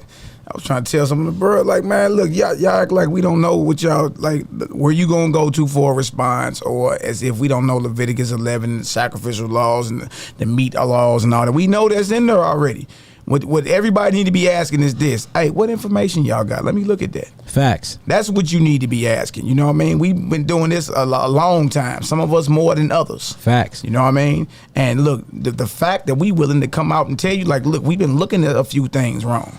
You know what I mean? That shows that the pride and ego ain't on this part. Facts. It ain't on this part. We love, tell you, hey, look, we've been going, like, you know what I mean? We've been going the wrong direction. You ever been on a road trip and the nigga on the back seat, you know what I mean, know the directions or whatever, and you done passed up 10 exits. Don't say nothing to you. You done passed up 10 exits. I thought you was going another way, I thought you had your own way. Man. You should have said something. Why you ain't say nothing, man? Yeah. We about 3 hours out the way now because you ain't want to say nothing. Yeah, we ain't that. Yeah. We ain't that.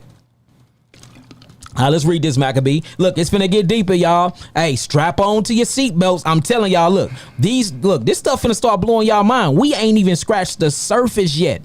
Do you know if we set up and we just did contradictions, we'll be here for 3 days straight? If we just did contradictions, we'll be here for 3 days straight, y'all. That's how much it is. And you can see them yourself if you just slow down and take indoctrination out of your mind. All right, let's get it. All right, this right here is deity and creation vocabulary, right? right? By who is that? Dan Clanton. Yep, this is by Dan Clanton, y'all. What I did, whenever you see a name at the bottom, that means because everything else we created ourselves. But if you don't see a name, if you see a name, we're paying homage to the people that, because it's more. Look, it's so many scholars that's been bringing this out. So if you do see a name in the bottom right, y'all can actually Google them, and these are scholars that's been bringing forth the same thing. So I did use a couple. I think about 4 or 5 of somebody else's works, but everything else is ours. I've been up for what? Two days straight doing this. Bro, going hard. Yeah, I've been up. I ain't even been asleep putting this stuff together. Yep. Deity and creation vocabulary. The terms for the deity are different in both accounts. You see that? So the terms of the deity is different in both accounts. In Genesis chapter 1, he's called Elohim. In Genesis chapter 2, he's called Yahweh El. Come on.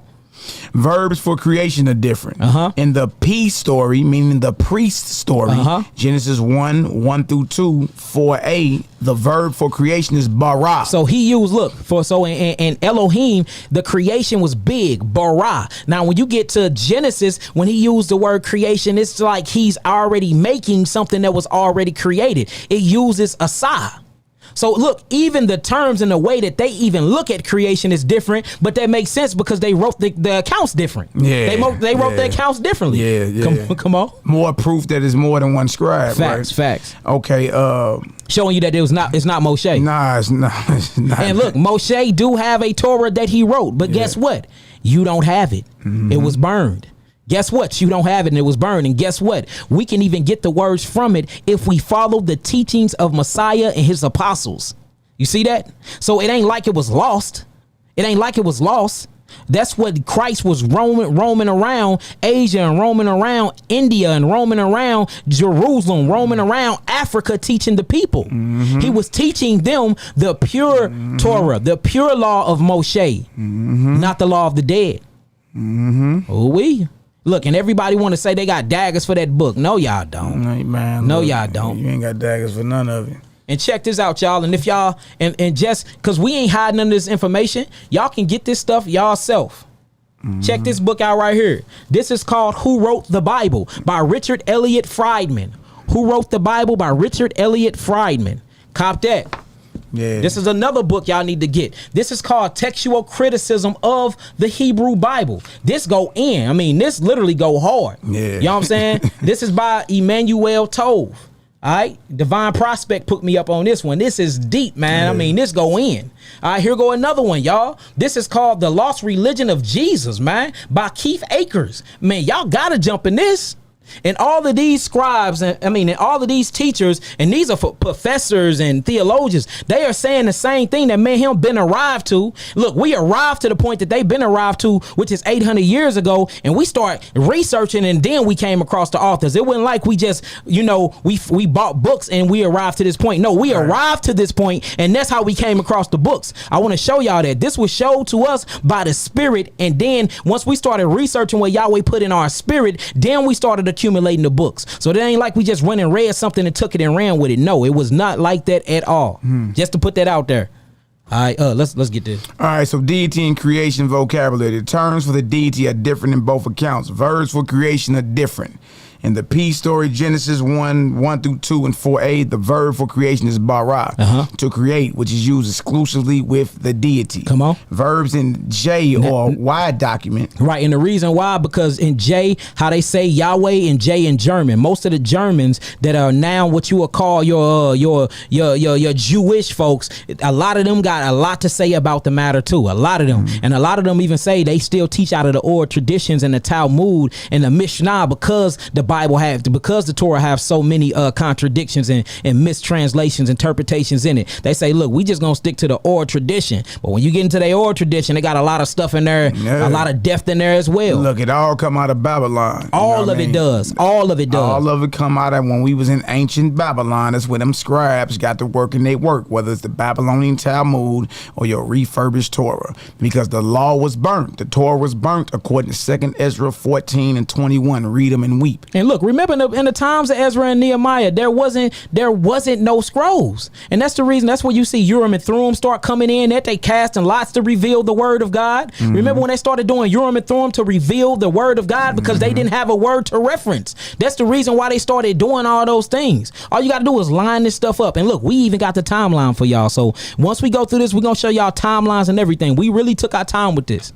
All right, come on with it, big bro. All right, right here. Verbs in J or the Y document are more common. The first instance of creation, chapter 2, verse 4b in the J account, Genesis 2, 4 through 3, 24, is articulated by the verb asa. So in one verse, when you get to Elohim, he say creation is bara in Hebrew. But when you get into chapter 2 with Yahweh El, he say asa, which means what?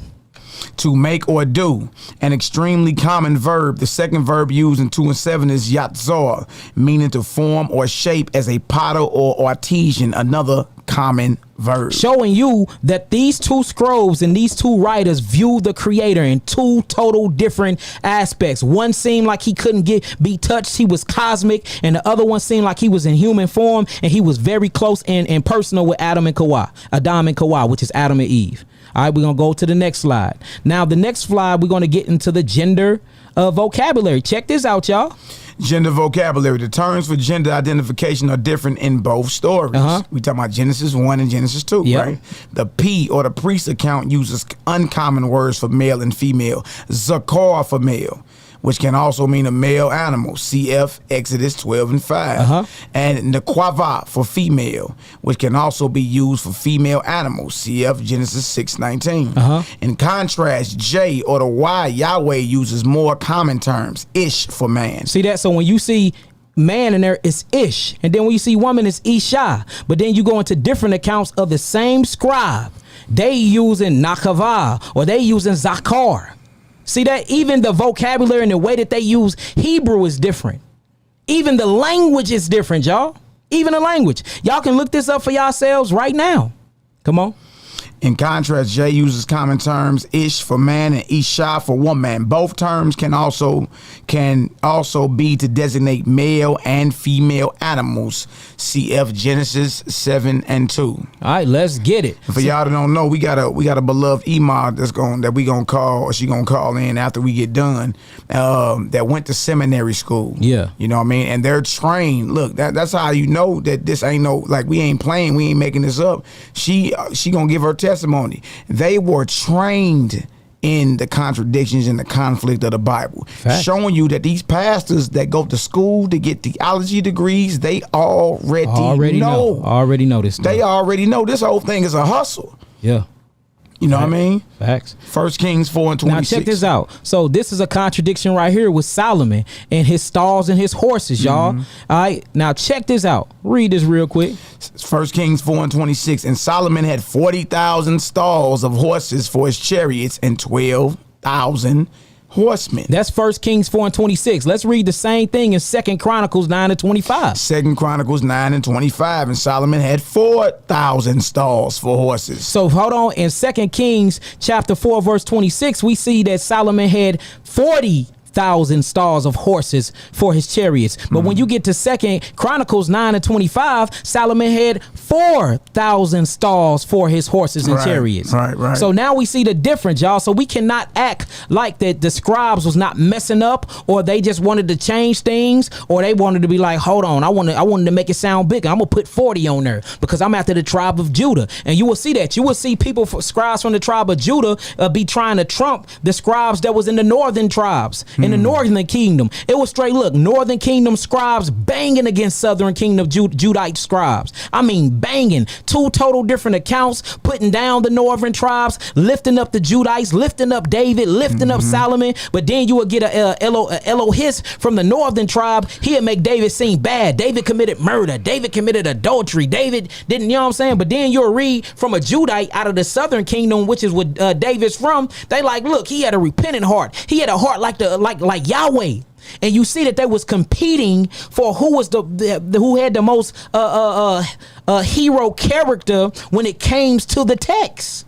Hey, it gets deep, y'all. But y'all see in 1 Kings 4, Solomon had 40,000 stalls of horses. 2 Chronicles 9:25, he had 4,000. That's 10% less. Yeah. That's 10% less. 4,000, you know what I mean, is 10% of 40,000. Yeah. Yep. So, would you read that out for him real fast? 2 Chronicles 9:25. You want me to read top two? Yeah, you read the top again. 1 Kings 4:26. And Solomon had 40,000 stalls of horses for his chariots and 12,000 horsemen. 2 Chronicles 9:25. And Solomon had 4,000 stalls for horses and chariots and 12,000 horsemen, whom he bestowed in the chariot cities and with the king at Jerusalem. Y'all see that? Do y'all see that? Hold on. Now, if y'all seen that, and y'all see the difference, type in some nines. If y'all see that, type in some nines, and we gonna keep it going. Look, there's more, y'all.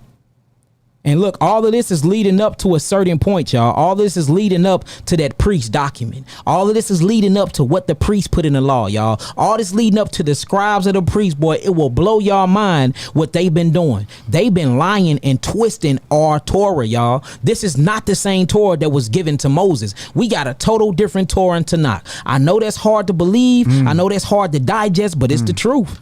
It's the truth. It's the truth. It's just what it is. And again, there's a lot of Israelites arguing over this dead Levitical priesthood as if you doing it right like now. It's still in full effect. You know what I mean? And the Negroes was running around here like you keep 613 laws. No, you don't. You sure don't. None of you Negroes do. Uh-huh. You know what I mean? Because that's it. Y'all going against the law. How's we going against the law?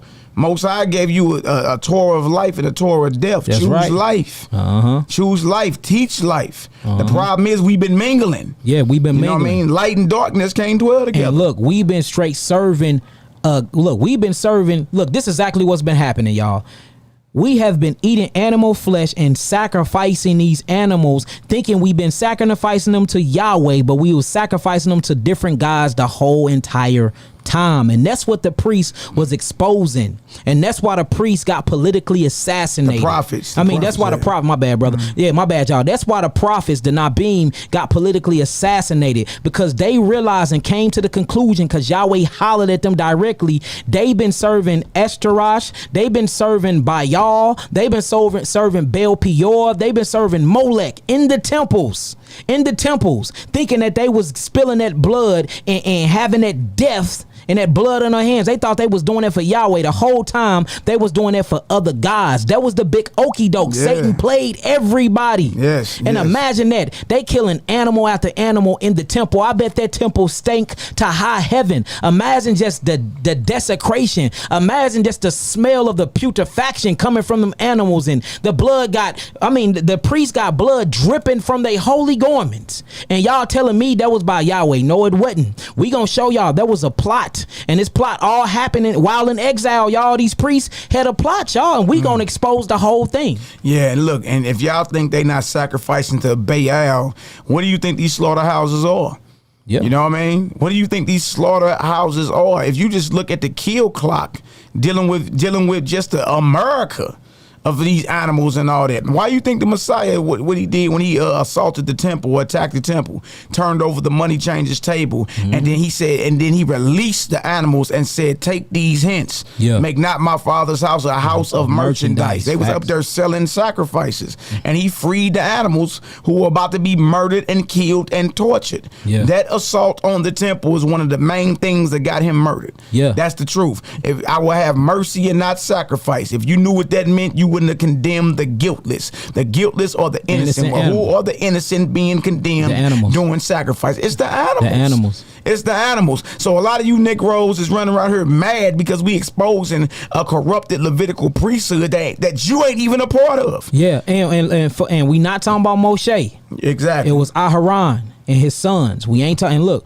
we gonna prove all this stuff, y'all. Look, this is what y'all gotta understand. We just don't be throwing shit out there that we can't back up. You can't be a true teacher if you do things like that. If it come out of our mouth, we can prove and back it up. We just not sitting here speaking out of passion, just saying things and sounding crazy. No, we are very strategic and careful of what we say, y'all. Like, we don't take this as no game. We not playing around. It's souls on the line. We not playing around with this. Exactly. We not playing around. Look, it gets deeper. Let's get back to it. It gets deeper. It gets deeper. And if anybody need this presentation, just let us know. We will email it to you. Exactly. Look, this ain't ours. This ain't even ours. We put it together, but it ain't ours. This is for the world to see. Now, look, we just seen that, right? Y'all seen y'all nines. Y'all all agreed. Now, look, let's keep it going. Let's keep it going. All right. Now, check this out. This one says Christ spoke of his betrayal before or after eating. This going into the New Testament, or what we call the Q document. And that go deep once y'all start getting into the Q document. All right, let's read Luke 22 and 19. Luke 22 and 19. And he took bread and gave, and he took bread and gave thanks and brake it and gave unto them, saying, this is my body, which is given for you. This do in remembrance of me. Likewise also the cup after supper, saying, this cup is the New Testament in my blood, which is shed for you.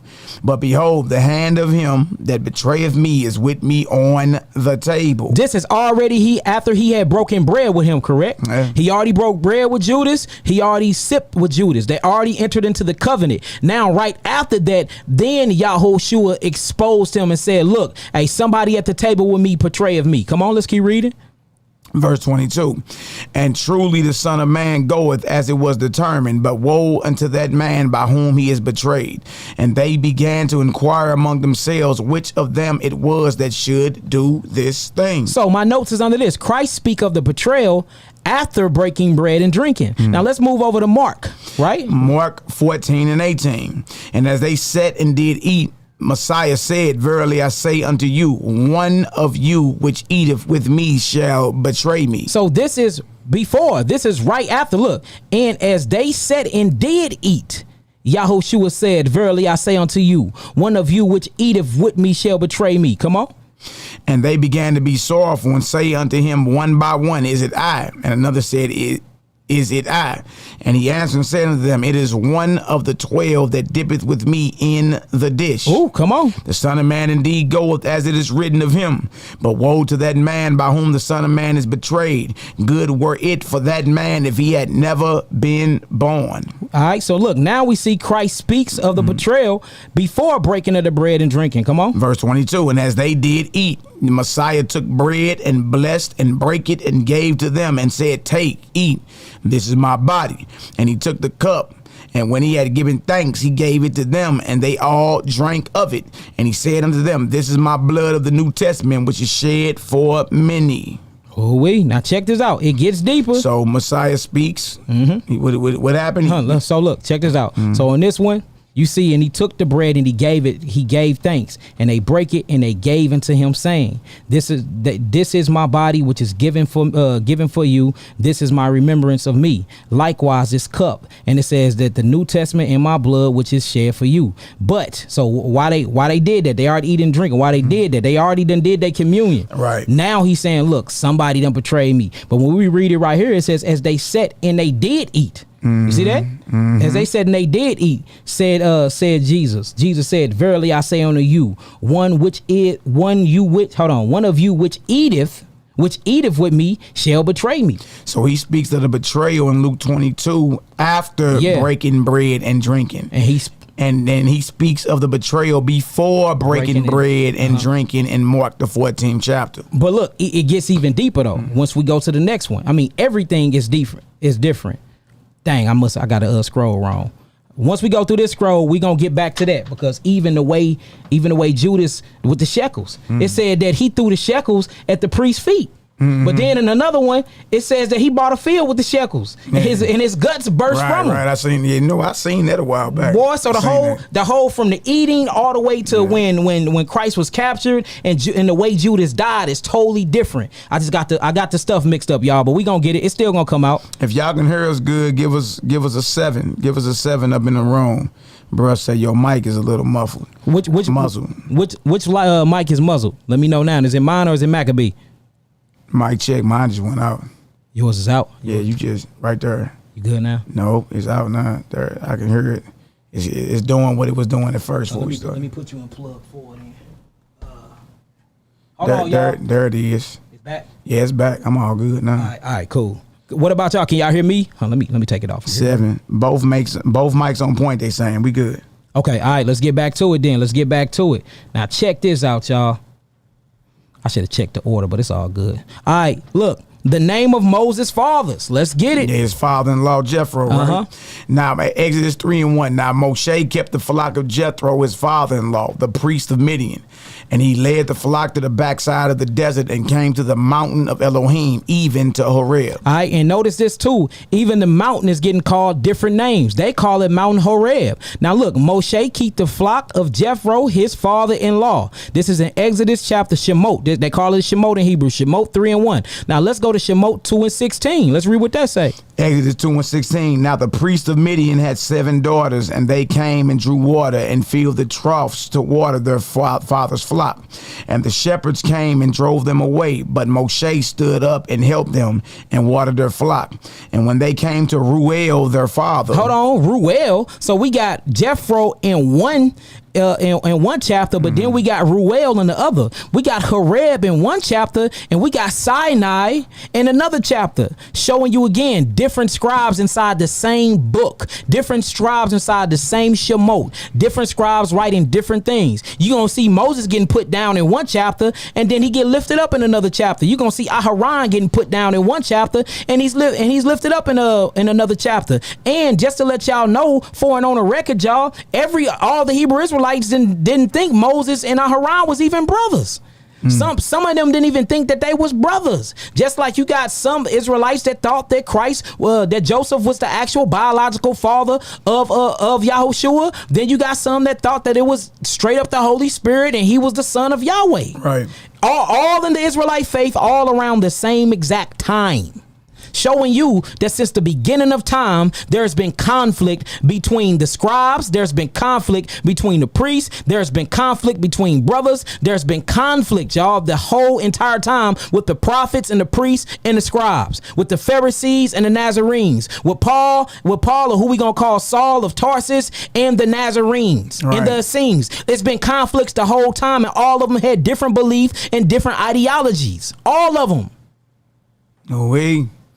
Let's get to it. We think everybody was on one accord, huh? Especially after Messiah died, man. Look, I got this book called Early Christianities, boy. Yeah, they in there like, boy, it was the years after Messiah died was so much conflict, couldn't nobody agree on nothing. Yeah, you know what I mean? It's crazy, man. Facts. All right, let's read this one more time. So we see in Shemot, Exodus chapter 3:1, not only do they call the mountain Horeb and not Sinai, but they also call the father-in-law of Moshe Jethro. Yeah. But then we go down to Exodus 2:16. What that say? Exodus 2:16. Now the priest of Midian had 7 daughters, and they came and drew water and filled the troughs to water their father's flock. And the shepherds came and drove them away, but Moshe stood up and helped them and watered their flock. And when they came to Ruel, their father, he said, "How is it that ye are come so soon today?" And they said, "An Egyptian delivered us out of the hand of the shepherds, and also drew water enough for us and watered the flock." And he said unto his daughters, "And where is he? Why is it that ye have left the man? Call him that he may eat bread." And Moshe was content to dwell with the man, and he gave Moses Zipporah his daughter. So in this particular instance, if Ruel gave Moshe his daughter, that would make Ruel his father-in-law, right? Absolutely. So Ruel is his father-in-law, but then we get up here, we see in Exodus Shemot 3:1, we see Jethro is his father-in-law. Talking about the same story and the same people, but different names. And they even call the mountains different, and they explain the terrain differently, just like the scribes in Bereshith in Genesis 1 and 2. Genesis 1 is calling him Elohim. Genesis 2 is calling him Yahweh El. It makes sense. Now trip off this, y'all. Exodus 3:1, right? Yeah. Like we under the belief that Moses wrote it. But look, Exodus 3:1. Now Moses kept the flock of Jethro, his father-in-law. Shouldn't it be saying, "Now I kept the flock of my father-in-law Jethro"? Oh man, that's showing somebody else is writing this. Somebody else is writing this. Oh man, somebody else is writing this. Yeah, unless he's crazy and speaking the third person. Yeah, they don't want war with the Maccabee. They do not want war with Yaqui. Yaqui made this lesson up. Yaqui stayed up for 3 days putting this lesson together. Don't that sound crazy? Don't that sound crazy, man? That don't even sound right. Come on, man. Now look, check this out. These are my notes. My note says Moses' father-in-law in Exodus 3:1 is named Jethro, and then we even put it up, Jethro, and it says a suffix. It says it means excellence. It says Jethro, Moses or Moshe father-in-law. Now look, here go the Hebrew concordance for y'all that say, well, that was just his Egyptian names or his Midian name. No, this is a Hebrew name. Hebrew concordance 3500. That's right. Now when you get to Ruel, it says Ruel. It says from the same H7466. Total different Strongs and concordance. It says friend of God, Ruel, the name of Moses' father-in-law. Also an Edomite and an Israelite, Rugael or Ruel. And look, here go the Hebrew concordance again, H7466 and H410. So you can't pull a technicality and say, well, the reason why the name is different because it was in a different language. No, it wasn't. Same language, two different names. Exactly. Same thing for Horeb and Sinai. Same language, two different names, y'all. So you can't pull that on it. Look, we put this together nice, y'all. Yeah, this showing, and look, what we showing is more than one scribe, you know what I mean, that had their pen at work, you know what I mean, putting together what you call the Hathawara. The Hathawara. You pig Latin speaking Negroes. Or the Torah, you roll your R's. Obviously, if you just slow down and read, you know what I mean, there's more than one scribe. You know what I mean? So the question would be, Jeremiah prophesied about the lion pen of the scribes. We started the lesson off with that. When does that come into play? Facts. When does that come into play? So now we got Moses. Look, we got the same father-in-law, which is Moshe father-in-law, right? But he's been called two different names by two different editors, by two different scribes. Can we agree to that? If you can agree to that, type in some nines. Absolutely. Makes sense, man. I ain't gonna even respond. I said I wouldn't. But look, we just went and looked up Jethro in the Hebrew. Is a Hebrew concordance and lexicon number for it. That's a Hebrew name. Jethro. That's a Hebrew name. Otherwise, it wouldn't have been in there. If we see that so far, type in some nines. Y'all don't let these devils get up here on here and stray y'all away. We proving all things and we pulling everything out.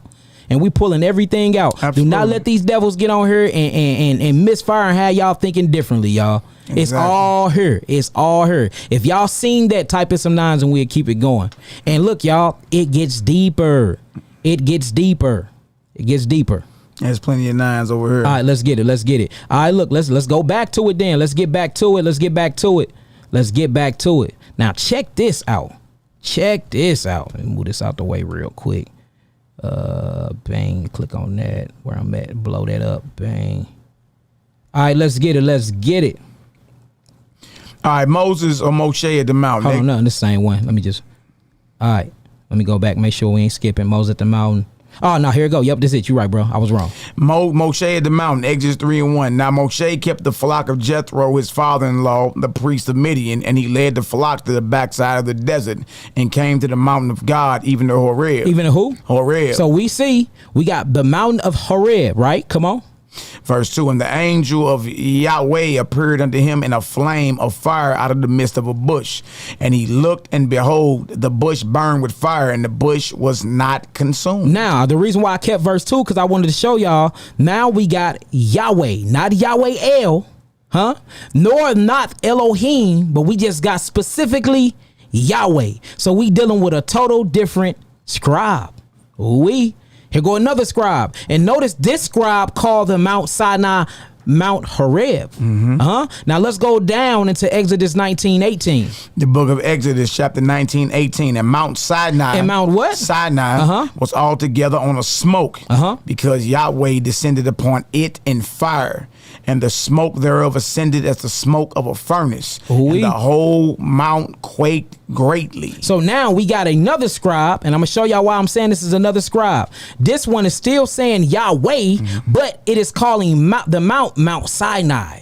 See that? So it shows you that different scribes did believe that his name was Yahweh. Some believe that his name was Yahweh El, and some believe that his name was Elohim. Y'all see that?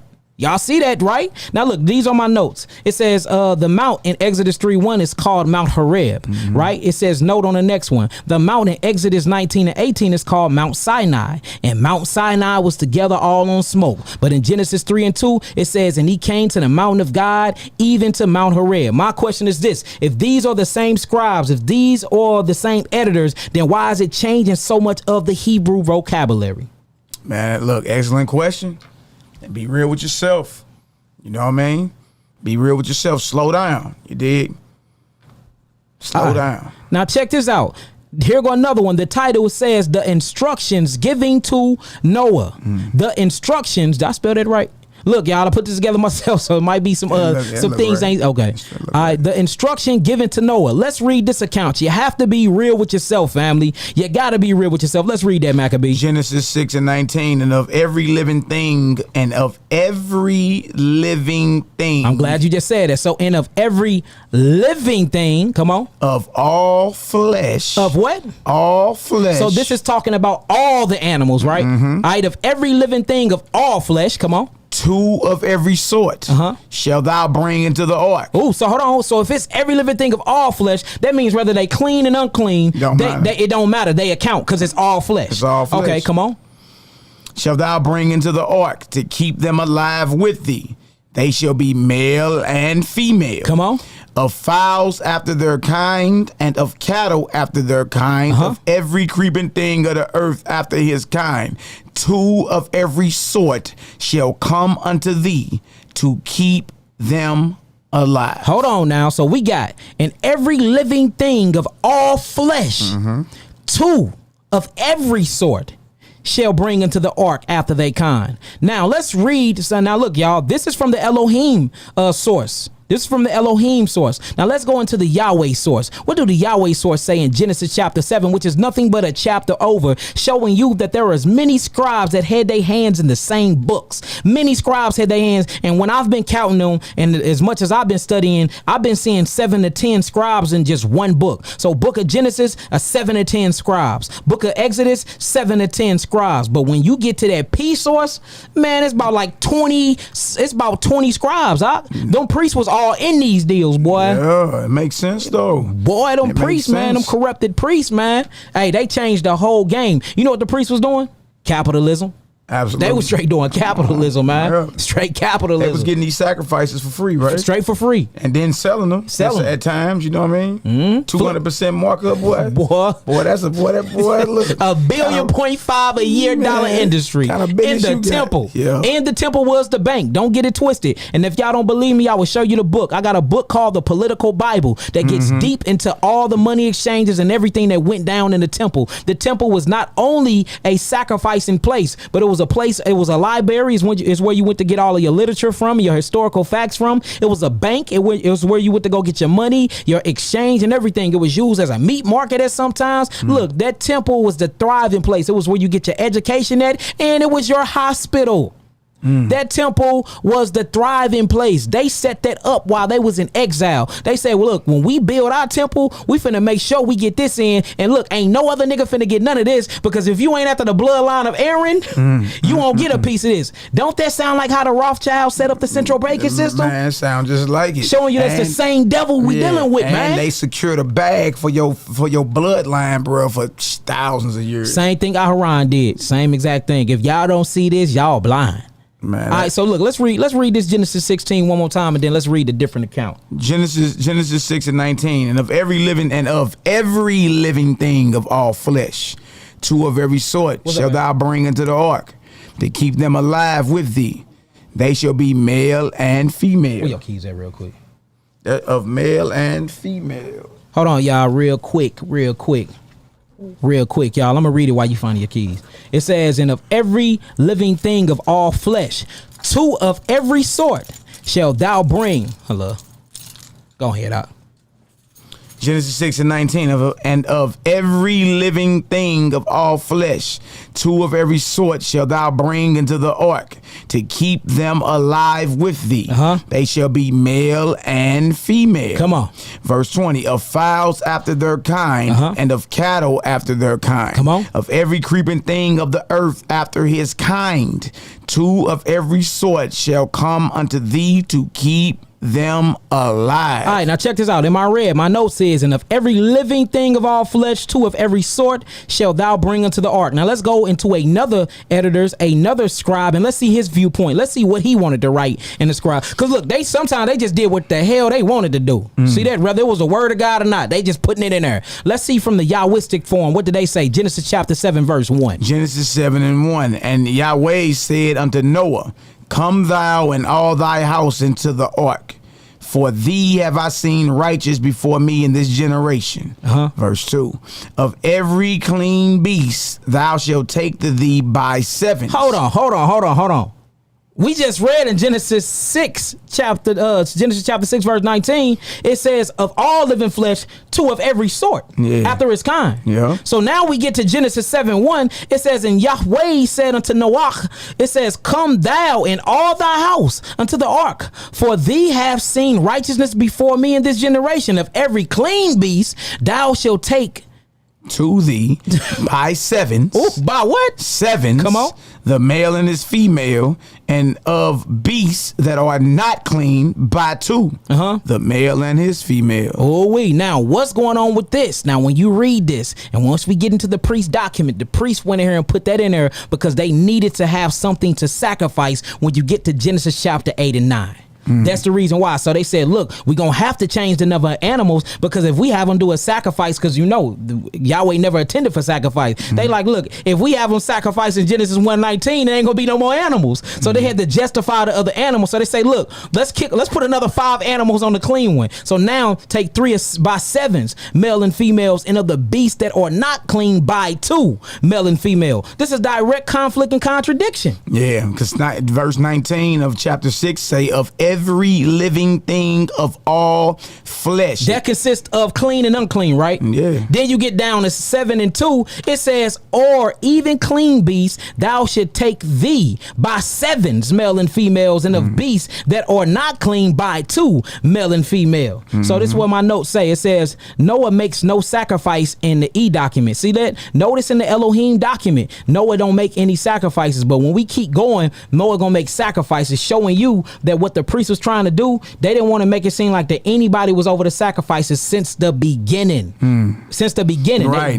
But look, they would have to do that. Yeah, you got to write yourself in the beginning. You know what I mean, to justify what you doing in present day. Look, you know what blew my mind? I was meditating last night. I said, Aaron and they asses, they written themselves into history with these sacrifices, just like the white man did. Just come on the scene and write itself in history, bro. That's what Aaron and them did with the sacrifices, with the temples, with all of that. They literally, in exile, bro, they had a plot and plan, and they wrote themselves in history, just like the Ashkenazi Jews, them Germans, writ themselves in history, took over our land and claimed to be us, bro. Bro, that's how you know we're dealing with the same viper. We're dealing with the same serpent. We dealing with the same evil shaitan, because it's the same agenda. The same agenda. Now we just not dealing with no Europeans. We're not dealing with no white boys. Now we're dealing with our own people that's been doing the same exact thing. Hebrew devils. Israelite devils. Hebrew devils.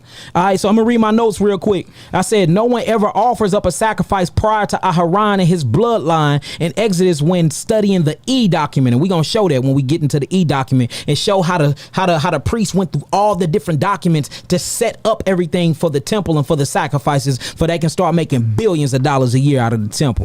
All right, now look, if y'all see this, let me get up off of this real quick. All right, because we want to string y'all on the way. We want to make sure that we are all in agreement here. All the ones that is not egotistical, the ones that really see this. If y'all see this, type in some 9s. If y'all see this, type in some 9s. Yeah, the story changed. Verse 19 in chapter 6 is all flesh bring the 2 pairs. You get down to chapter 7, now it's where the clean bring the 7, and the unclean, you just gonna bring the pairs and all that. You know what I mean? Yep, that's right. The priests added it for profit. That's exactly what they did. And look, I don't want to shame Moses' name, y'all, because it wasn't Moses. The more and more you study, it was Aaron. It was Aaron, the same one that set up that golden calf to Moloch when Moses was in the mountain receiving the pure Torah.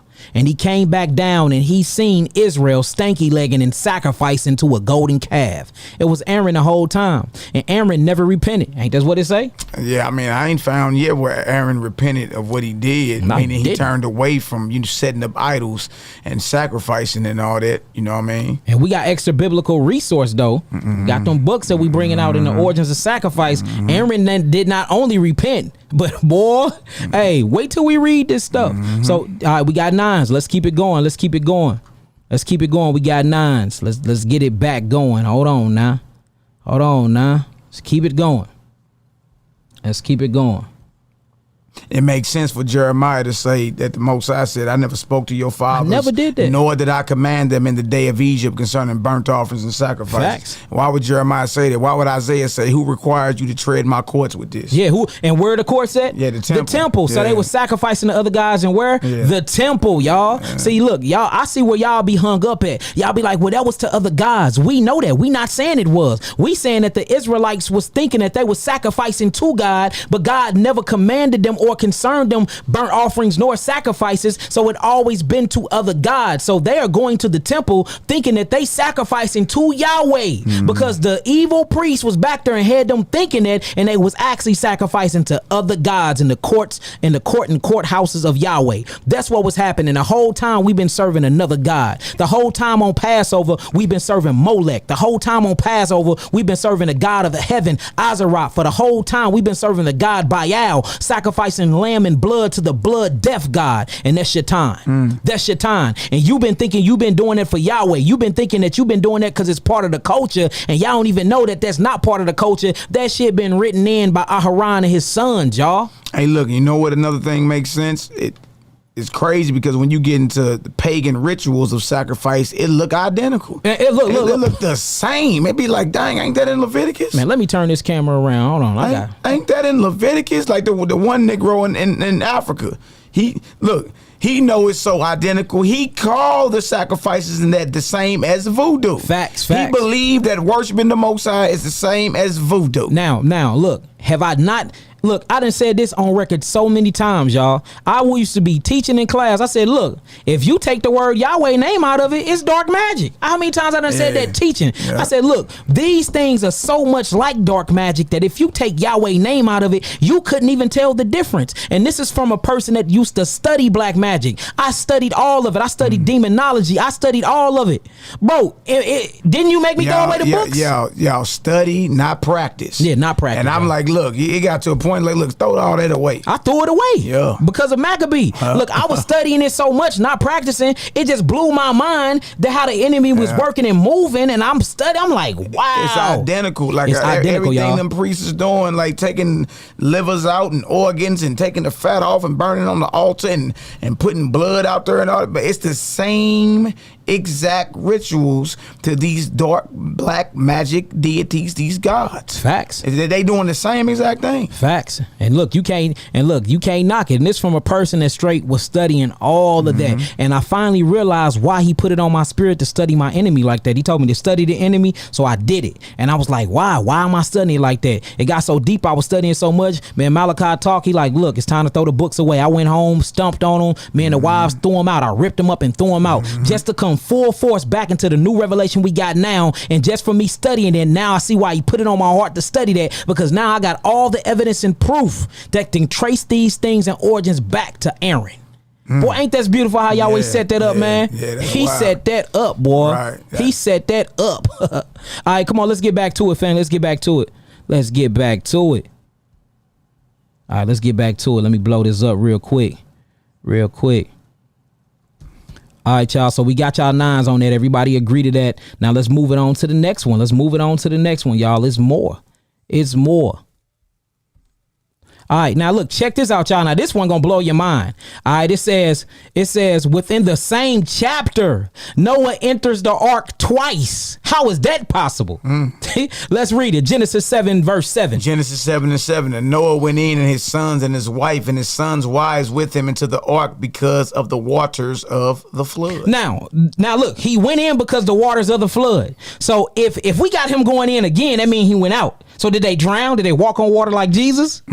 That's my question. And this is in the same verse, y'all. So when Noah went in, and his sons and his wife and his sons' wives with him into the ark because of what? The waters of the flood. So they had to shut the door because the waters was already high, y'all. They had to get in the ark, right? Now check out just a couple verses down. Let's read. Genesis 7:13. The self same day entered Noah and Shem and Ham and Japheth, the sons of Noah, and Noah's wife, and the 3 wives of his sons with them into the ark. There it go again. Same chapter. We got Noah going into the ark the same time. This is the same King James Version Bible. This is not two different versions mushed together. If you don't believe me, pick up your Bible and read it right now. And what do we see about this scribe? Something that's different from both scribes. And one, he didn't name Noah's family. See that? But in Genesis chapter 2 and 13, notice the scribe started naming Noah, Shem, Ham, Japheth, and Noah's wives and 3 wives and sons into the ark. But in Genesis 7:7, it never named Noah's family. So now we see, look, there it go again. We got a second scribe that have more of the details than the first. Oh we. Now, if y'all see that, type in some 9s. If y'all see that, type in some 9s. If we need to read it again, type in some 9s. If y'all see that, type in some 9s, y'all. If y'all see that, type in some 9s. If y'all see that, type in some 9. Look, within the same chapter, you got 2 different scribes. Ain't that, man? Within the same, showing you that they was just mushing books together to create the Pentateuch. They was just mushing books and writings together to create the Torah and the Tanakh. They was just mushing them together. Boy. Hey, man, I'm just saying, man. Hey, look, and we thought the whole time Moses did this. The whole time. You know what I mean? The whole time Moses did this, y'all. This is a refurbished working of our history that our people came out of ancient Babylon with. Don't forget, 2nd Ezra 14:21, the Torah was burnt. Facts. You know what I mean? And then, you know what I mean, the spirit jumps on Ezra and he starts speaking, and then his scribes start writing, but they wrote 204 books. Where them books at? Where them books at? Where them books at? Your whole Bible, if you got the Apocrypha, is only 80 books. Without the Apocrypha, it's 66. You know what I mean? But the Torah is 5 books. Where 204 books at? You see what I'm saying? Yep. So we ain't saying the Holy Spirit ain't jump on Ezra. We saying you ain't got what Ezra wrote. You don't. Look, we got to come to the fact, man. The conclusion is that we've been given another Torah. We do not have that same Torah that Moses came out with. We do not have that same Torah that Moses wrote. Is we saying Moses didn't write a Torah? No, Moses did. But do we have that? No, we don't. No, we don't. And guess what? The only way to get that pure law, the only way to get them pure writings of Moses is through the first begotten son. And look, he gone. He ascended. He's ascended master now. But guess who he left behind? He left behind his apostles who he taught that pure law to. And guess what they have? They writings are still in the earth. Could you lift up some of their writings real quick, brother? Yep, they writings are still in the earth. Nazarene Acts of the Apostles or the Clementine Homilies. You know what I mean? This is Peter's journal right here. They writings are still in the earth. You know what I mean? And right Peter was that dude. Yeah, he went in. He was K5 was that dude. He was battling old Simon the sorcerer. Simon Mag is in her all through her. You know what I mean? And Clement was documenting even to be a Nazarene is initiation into it. 6-7 year initiation period. You got to be tried, proven. At the end, you finally baptized. You know what I mean? The bishop blow. He breathed the Holy Spirit on you like Messiah breathed on the disciples. Facts. And all that. And you enjoy yourself. You know what I mean? If at any moment I go against this call and may the universe be hostile toward me. You know what I mean? This right here, you know what I mean? This is Peter's journal, Nazarene Acts of the Apostles or the Recognitions of Clement. There's another one called the Clementine Homilies. Yeah. Also, you got the Gospel of the Holy 12, which was, look, all these first century documents older than your New Testament. Older than the New Testament, y'all. You know? And look, you know what's crazy? Mm-hmm. They even kept the Sabbath different, y'all. Look, all the views was different. Yeah. All throughout the centuries, y'all. All of it. This ain't new. Camp banging ain't new. There ain't none of this new. Ain't nothing new under the sun. Nothing is new. That's right. They even kept, look, they kept solar. They kept the feast of light, solar. They didn't keep the feast of lunar, of darkness. Look, we have been given a different Torah, y'all. I'm just keeping it 1,000, which I know it hurt, but we have. We look, even our feast days was different. Nazarenes don't keep the same feast days as the priests. We don't. And guess who? I'm a Nazarene. I'm a Essene Nazarite. That's so right. We celebrate differently. We do.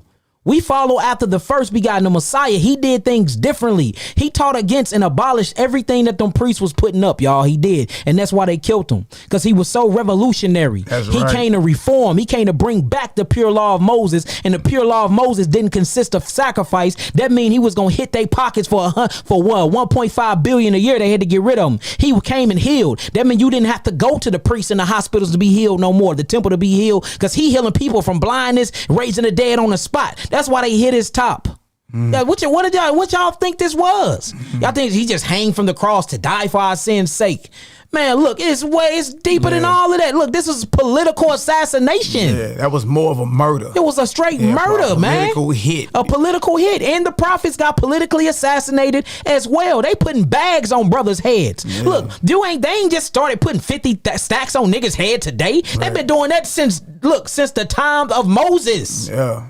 Yep. And the Essenes, the Nazarenes come out of the Essene movement. Yep. You know what I mean? And they are the ones who guarded the true teachings of Moses. They was totally against every other establishment. All the priests, all the sacrifices, all the money they getting, all of it. Facts. You know what I mean? They was totally against what it was. You know what I mean? Facts. And they worked hard to keep these teachings out of the earth. You know what I mean? But they back now. They back now. You know what I mean? Shout out to all our brothers that been speaking about this for a few years. Some of them more mild-mannered than us. We gonna punch you in your mouth with this truth. Straight up. Right at your face with it. Straight up. You know what I mean? And that's what it is. And with that, y'all, it makes more sense. This is more of a revolutionary movement. You know what I mean? We're guardians of creation. Facts. You know what I mean? And again, you got a Torah of life and a Torah of death. Our people been mingling. Facts. You've been mingling life and death. You know what I mean? And when you doing that, the whole nation's sick now. Everybody's sick. Facts. You know what I mean? Everybody angry, arguing, ready to shoot each other.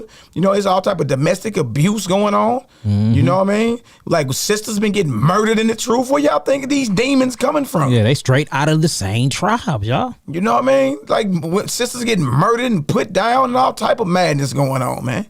Yeah, you know what I mean? Look, that's because you got blood in your mouth. And on your hands. You know what I mean? And dead carcasses in your blood, and you can't even think straight. Maggots in your mind, tapeworms, hookworms, fluke worms, toxoplasmas, fasciolopsis, booski, all types of fluke worms. And boy, that sound like on Boss Baby, they got some cat named Scooter Booski. Man, fasciolopsis booski, man, he take over your whole body. And look, guess what the Nazarites called them when they came out and you purged them? They called them demons. That's the serpent. The serpent's coming from that damn meat. All right, let's get back to it. Oh man, we might just have to finish part 2 tomorrow. This might be our lesson 2 more. It's all good.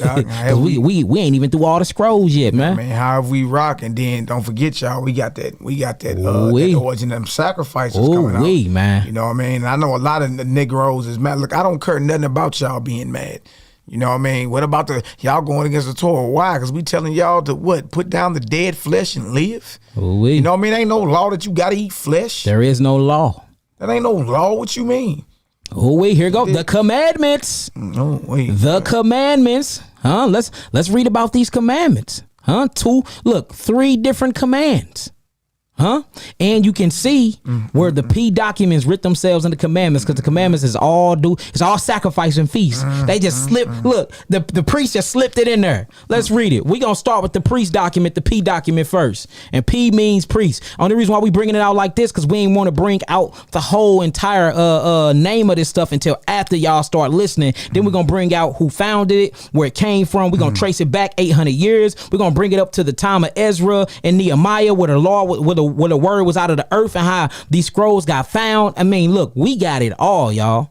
We got it all. We might have to break this up in pieces, y'all, because everybody was saying that 4-hour one was just way too long. So we might read a few more and then we gonna stop and we'll be right back at y'all tomorrow. You know how I get with us, man. You know we go all night. Well, we be going all night, boy, till the joker fall out the window. Facts. Exodus 34. Yep, Exodus 34, verse 4, 6, and 14 to 26, y'all. It consists of all this. Y'all can read the whole chapter on your own, but I just broke them all down, y'all. Now check this out. Check this out. Let's read this. Right here is Exodus 34, verse 4. No, verse 4, 6, 14 to 16. Okay, Exodus 34, verse 4, 6, 14 through 26, right? Yeah. For thou shalt worship no other God, for Yahweh, whose name is jealous, is a jealous God. Now, before you keep going, what they did was they like, okay, we got to figure out how to centralize the sacrifices. We got to figure out how to just have one temple. Because before, what they were doing, y'all peep the records, y'all. Fact checked everything we saying. People were going around setting up altars everywhere and just sacrificing to God, which they was never sacrificing to Yahweh. They always been sacrificing to other gods, but they thought they have because the pens of the scribes. So what happened was they was thinking the priest had to come up with a way to centralize the sacrifices. So they literally said, man, we need to have a temple centralized where everything would come out of the temple. The food, the healing, everything would come out of the temple. So you're going to start seeing when they start writing, you can see the setup to when the temple is built. You can straight see it. Like, man, I ain't gonna lie. It was an evil, but a very strategic, intelligent plot. It was wickedly genius. It was wickedly genius. I said, boy. So check this out, y'all. You can start right here. All right, whose name is jealous is a jealous Elohim. Lest thou make a covenant with the inhabitants of the land, and they go a whoring after their gods, and do sacrifice unto their gods, and one call thee, and thou eat of his sacrifice. Come on. And thou take of their daughters, unto thy sons, and their daughters go a whoring after their gods, and make thy sons go a whoring after their gods. Thou shalt make thee no molten gods. See that? Don't make no molten gods no more. All right, what you gonna do? You gonna bring them sacrifices to the temple, huh? You gonna don't make no more molten gods. Don't set up no more altars. Remember, King Josiah had them go destroy all the altars. He put out a decree. He said, every altar y'all see up, go destroy that deal. We finna be bouncing. Look, we finna be getting that bag out of the temple. We finna be getting the bag out of the temple. Ain't no more you going over here and going over there and building altars. You see that? Come on with it. Verse, well, I'm at verse hold on, let me make sure 905 right we here. still on? Check and make sure we still on. Yeah, we still on. All right, because that one went out. All right, let's get it. Yep. Right here it says, the feast of unleavened bread shalt thou keep 7 days. Thou shalt eat unleavened bread as I commanded thee in the time of the month of Abib. For in the month of Abib thou camest forth from Egypt. All right. All that openeth the matrix is mine, and every firstling among thy cattle, whether ox or sheep, that is male.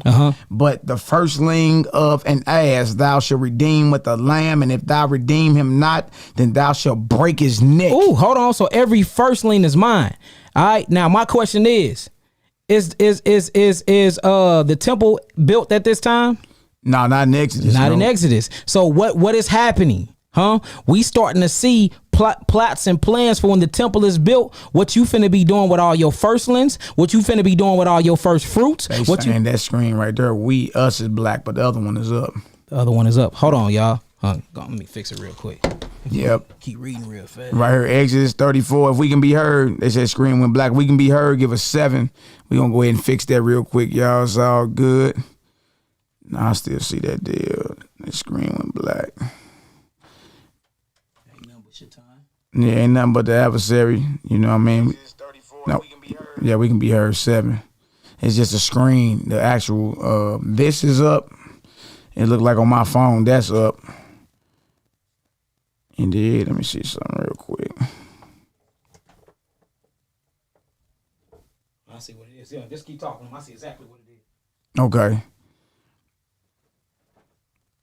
See if we all this information to show. Yeah, I got it. Okay. Yeah, they say screen clear. What about Leviticus 11? Yeah, we gonna get into Leviticus 11, Deuteronomy 14. You know what I mean? They said we can see the slides though. We gonna get into that. You know what I mean? Y'all just be patient and deal with us. You know what I mean? Leviticus 11, Deuteronomy 14 is more about who you fellowship with and who you don't fellowship with.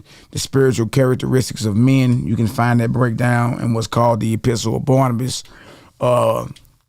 And look, and that makes sense. That make more sense. Even with Peter. Peter had a vision. Rise, Peter, kill and eat. But it was a vision. Those beasts were a vision. There you go. Those beasts were a vision about unclean men. You know what I mean? And that's what that's all about. And look, even today though, y'all, if you getting down into it and how our forefathers had flocks. We gonna go with that narrative, right? How they being slaughtered today for corporate gain. You know what I mean? All these so-called animals are being sacrificed in these slaughterhouses that we all know are temples of Baal today. Also, the way how they are slaughtering them and how fast they are being slaughtered, just that in itself is making it unclean. And on top of that, you know what I mean, it tell you when you go to the store and grab it that it's 95% fecal matter. Ooh-wee. Fecal matter. Y'all look up the Japanese shit steak. It'll blow your mind. They actually are making what you think is flesh out of dung. They scraping sewers and making them. You know what I mean? So at what time do we say, you know what, let's get on back to Genesis 1:29, the eternal dietary law of the Almighty, and live. People are getting off this so-called flesh and the whole bodies are being reversed. The diseases are being reversed within weeks. Yeah. You know what I mean? Well, whether they taking herbs or not, they just getting back on the fruits and the veggies of the earth, and whole entire diseases are being reversed. Showing you that Genesis 1:29 do what? Heals. It heals, man. That's right. It heals. All right, so check this out. Let's read this again, y'all. We back in full effect. We're gonna do 2 more slides and we're gonna get up out of here. We're gonna pick this same thing up tomorrow. I don't want to make these too long because I know y'all attention span. So we gonna do this one and probably one more, and then we're gonna get up out of here. We'll be right back at y'all tomorrow. And y'all then let's get the Iman on the phone too. I text you her number to let's do that real to quick. your phone. That's what we gonna do. Yeah, let's get her on the phone, and you know, Iman Ahuba, we about to call you. Moksai Willing, we finna call you right now. And then she went to seminary school, and based off what she said, look, they trained them up in the conflicts that are in the scriptures. She actually was trained in it. You know what I mean? So my last text message I sent you. I got you. Okay. You dig? Y'all, we got it's a lot of this coming out. You know what I mean? There's a lot of it that's coming out. We gonna tell you. And then look, and especially in the last days, we all know what? In the last days, we all know that knowledge has been increased. And we know that flesh is actually killing our people. Right. Especially in the last days, we all know what? Shalom, shalom, Ima. Shalom, shalom. Could you cut us down in the background, Ima? Oh, I sure will. Hold on. Okay. We finna, matter of fact, we gonna hit this tomorrow. We gonna make this the last. We'll bring this stuff right back up tomorrow. Yeah, we still got all stuff to go through. So yeah. Look, it's tons and tons and tons of information, y'all. Like, it really is, y'all. I mean, like I said, if we just went through the contradictions and the conflict by itself, we'll be here, and I'm not exaggerating, we'll be here for 3 days straight. Just getting, look, and I'm just talking about, I ain't even talking about the New Testament, I'm just talking about the Old Testament. So this just shows you everything we saying is true. Now we got an Ima on the phone, a beloved Ima, and she actually went to these schools and she learned the philosophy and what they taught her. So we just want to get into that. If y'all can hear her real good, say shalom to the family, Ima. Shalom, shalom to everybody in the chat. If y'all can hear, how y'all doing? If y'all can hear Iman, type in some 9s, and then we're going to get this started. If y'all can hear Iman, we're going to leave it off at here. We're going to leave it off at that. If y'all can hear Iman, type in some 9s. That's right, Matthew Menard. Demons equals parasites. Yep. He also say 2 gods of the Bible, family. It's a hard pill. Yep, but you got to swallow it. There is. It's 2 gods of the Bible. We've been serving the God of death, and we've been mingling and mixing. We've been literally thinking we've been serving Yahweh and been serving the devil the whole time. Yahweh don't want our burnt offerings, and Yahweh, he's full of the fat of the rams. He don't desire it. Look, even David said, if you desired it, I would have gave you sacrifice, but you don't. So I'm going to give you praise. I'm going to give you a contrite heart. I'm going to give you a humble spirit. Yahweh did not command that, nor he never did. That's always been the line pen of the scribes. Look, falsified by the priest, who is backed by a shape-shifting demonic intelligence, y'all, which is who you call Shaitan. And it makes sense in Revelations. It says that his ass will deceive the nations, because we are all deceived. We literally think that eating meat and sacrificing meat is righteous. We think that. We have been deceived. Hey, all while knowing it's killing you. Everybody can admit. Like, everybody I talk to say, hey, bro, I admit it's the best way to live and to diet, but, well, look, if you know to do good and don't do it, what is that? James said that's sin. That's sin unto you. And James was the biological brother of the Messiah, priest over the Nazarene in the scenes. Ooh-wee. Yeah. So that means everything that came out of his mouth came from who? His brother, which is who? The ascended Messiah. Absolutely. People don't want to deal with them facts, though. All right, let's get it. So yeah, Ima, could you tell us about you going into school and what did they teach you while you was there? What school was it? Just get into a little bit of it with the family. Okay, the first school I went to where I got my bachelor's in biblical studies was called Andersonville Theological Seminary out of Georgia. Mm-hmm. And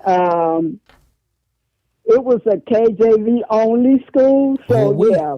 So this finna benefit everybody. You look, because we ain't went to only time we went to a different verse was to compare the text in Jeremiah 8:8. The whole time we have been in nothing but the King James Version. And she said it was a KJV only college, and she actually got her degrees in this.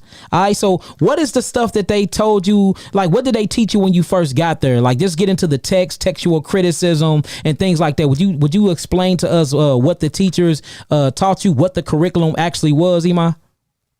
Okay, the first thing that you do is when you get there, you get a syllabus. You know, each professor gives you a syllabus of what he's going to be teaching. Because by this being a KJV only school, you had books, but most of your teaching came straight from the scriptures. Mm-hmm. Okay, you had your of course, you had your Strong's Concordance, you had your Vine's Bible Dictionary, and let me see, it was so long ago. A few other books, the Missionary Journeys of Paul, because they were big on New Testament, you know. And what other books they had? But there was a certain group of books that everybody used. But your curriculum basically is done according to the school that you went to, according to what accreditation body they belong to. Mm-hmm.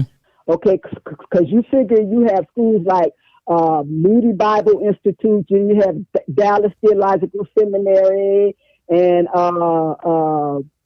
Southwestern Seminary, all those other big seminaries. Most of them are under a particular accreditation body, so they have to use the same curriculum. Uh-huh. Because that's all accreditation is. They tell you, if we accreditate your school, but this is the guidelines you follow. You all have to go under this. The school I went to wasn't under their accreditation body, so they basically taught differently. And I remember Mally was asking me about a book about who wrote the Bible. Yeah. We had a book like that, but I don't think it was that one. Okay. You know. So and go ahead. So did they teach you about any conflict? Did they teach you about any controversy? Did they teach you, like, what did they teach you about the different sects? What did they teach you about the different doctrines? Did they teach you that there was a conflict or anything like that when you was in school and you was learning these things through the curriculum? Yeah, they knew the conflict was there. They knew the conflict was there. What they would, how they said it, they said either it was a scribal error or a translation error. Same thing we've been saying. Yeah, because they really didn't want to deal with it. You know what I mean? Because you could see it plain as day. You know, a lot of it, especially. All right, okay, I'll go to the New Testament since this is what, you know, they basically focused on, you know, because they really didn't want to deal with the Tanakh too much. But, like, okay, when it came to Paul and James, when Paul said you are saved by grace through faith, but not of works and not of yourself, but then James said, how do you have it now? Faith without works is dead. He said you had to earn it. You know, I show you faith, you know, by my word. Mm-hmm. So, you know, and when you ask, well, this is contradictory. They're contradicting each other. Yeah. So which one is it? And since we know just about every Christian seminary focuses on Paul. Facts. It was Paul who they went with. You know, they would say, well, you know, we're saved by grace. Everything is grace, grace, grace, grace, greasy grace, you know. Greasy and grace. So a lot of times you just like kind of scratch your head and say, okay, and you just do the work so you can get your grade. And you know what's crazy to me, Ima? What's crazy to me is like, okay, who you gonna believe? You're gonna believe a brother that he's self-appointed. You know, he never was appointed officially by the apostles. You see where, you know, you see where the bishop James sent him on his way and told him to teach a certain thing, but he didn't teach it. So it's like, okay, who you gonna believe? You gonna believe Paul, or you gonna believe James, the biological brother who's in Jerusalem continuum of Christ, and he's actually over all the apostles. Like, are y'all gonna believe his writings, which is obviously a total conflict between him and Paul of Tarsus? I mean, obvious, especially when you get in Galatians 1 and 2. I mean, it's a total, like Paul is in there straight talking about James and mad at Peter because Peter chose to stick to the teachings that James gave him. And it's like, it's been there the whole time and ain't nobody been seeing it. Right. But you know, that's why, like today, after I went to school, I stopped using the KJV, you know, because of all the contradictions. It didn't make sense to me. But then when you go to other translations, you have stuff in there missing. Yes, then you do. have stuff where they don't add it. Yes.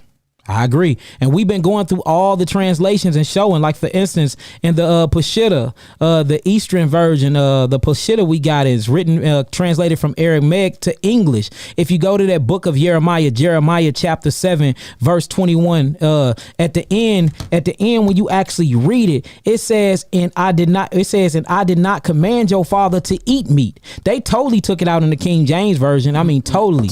I mean, it's totally taken out. It talks about how he went against the sacrifices and he didn't believe in the sacrifices, but it totally took that part out about not eating meat. But in the Peshitta is there, and in 3 other different versions it's actually there where he say he didn't command sacrificing nor the eating of flesh.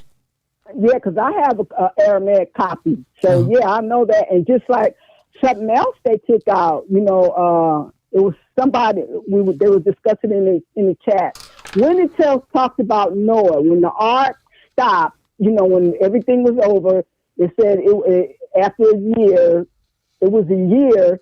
And then it said after the year, when Noah came out of the ark, it actually said it was 364 days. I think you will see that in the Septuagint. It'll say that.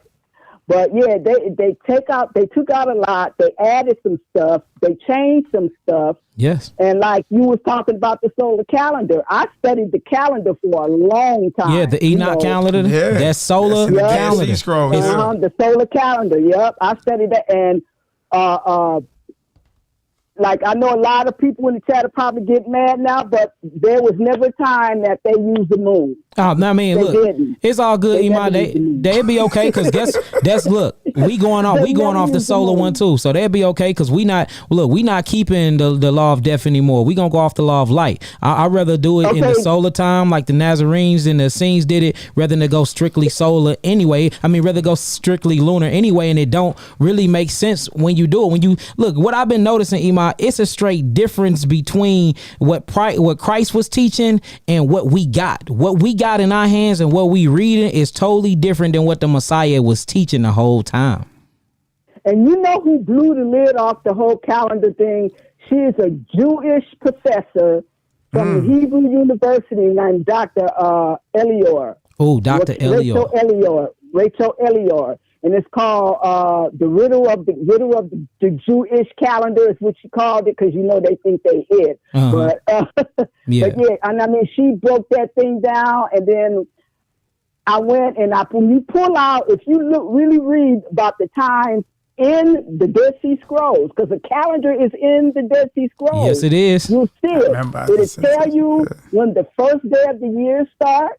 It'll tell you when because when all the feast days start on the same day every year. Yeah. It goes around every year. It makes sense. Changes. It makes sense though, because Yahweh doesn't change. It makes sense. His word doesn't change. And 65 days out of the year, it was just like a birthday. See, according to the Gregorian calendar, the way they shortening days, they longing days, you got leap year, so it changes. But if you moving off a Yahweh clock, it would have to be the same each year. It makes sense.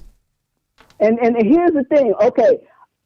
You can call it we'll call it the Nazarene calendar, okay, because it's Enoch calendar, the solar calendar. That calendar starts in the new year on the 4th day every single year, because that's the day the sun, the moon, and the stars were created. Yeah. That's when your time begins, right there. And then you count from there, and then all your days are set. You know, all your days are set, and they never change, ever. Yep. Nope, I agree. So, man, that's and deep. like a lot of people, you think people call you guys crazy. They've been calling me a heretic and crazy for a long time. It comes with the job, Imai. It comes with the job. So for and on the record, before we get off this live, you did go to seminary school. You did go and you learned these things, and you was in there getting your theologian degrees, and they taught you about the conflict. Okay, I'm gonna tell y'all something that don't too many people know about except for my family, because when I came into the faith, I've been walking in truth now now the real truth for 12 years. You know, that's how I end up, because when I went back to get my PhD in biblical studies, I was writing my dissertation, and my dissertation was on the moral laws in the Shabbat day. Okay, because I knew that Saturday, then I knew they said Saturday was the Shabbat.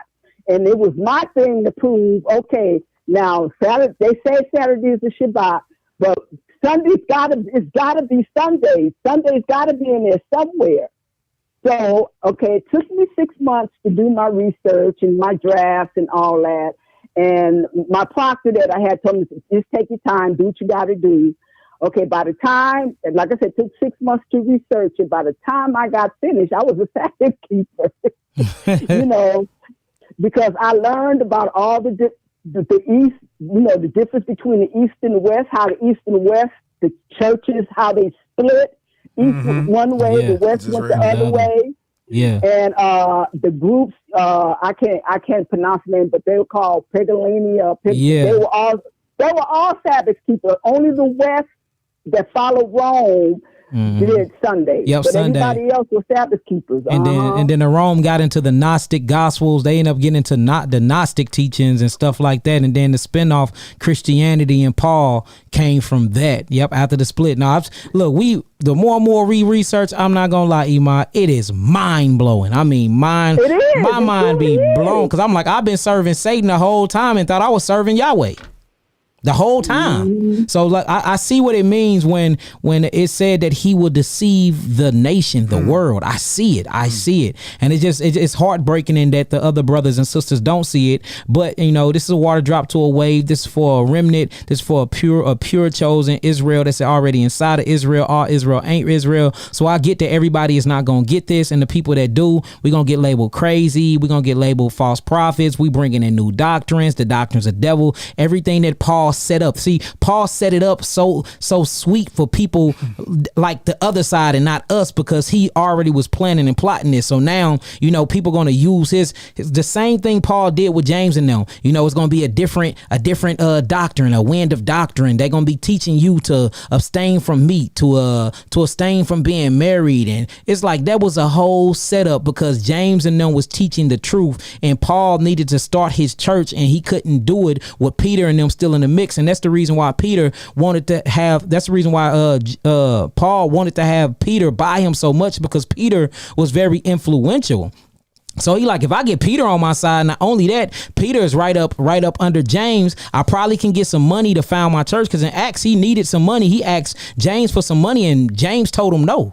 He like, I ain't getting your money. Then he got locked up. He was mad because didn't nobody come bail him out. So you just see the whole war there. And you see the only reason why he wanted Peter in the first place, because he wanted Peter to help get him a following. But Peter was going back and forth between James and Paul. And that's the reason why when Peter got caught sitting eating with the Gentiles, when James had sent man in there unaware, he hurried him and Barnabas and the rest of the people that was following Peter, hurried up and got up and left. And Paul called him out in front of everybody. He like, hold on, you've been eating with the Gentiles the whole time, but soon as James boys come in here, you want to get up and act like you don't got nothing to do with them. He called Peter a hypocrite in front of everybody, just showing you the back and forth struggle, the back and forth battle they've been having the whole time that we just been missing.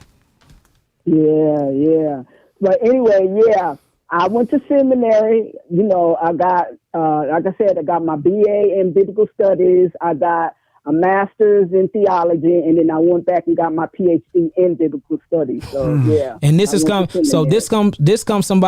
from someone that is very experienced. This come from someone that got the PhDs and the doctrines to back up what she's saying, and she's saying the same thing that me and Maccabee been saying. You just don't know the information, but she's privy to that same knowledge. We just want to thank you, Iman, for coming on here and even giving your testimony on that. And it's just good to show that this, because we don't have PhD degrees and none of that stuff in theology or in biblical studies and none of that. So it's just good to come from somebody from that background that's been in that institute that's saying the same thing we've been saying.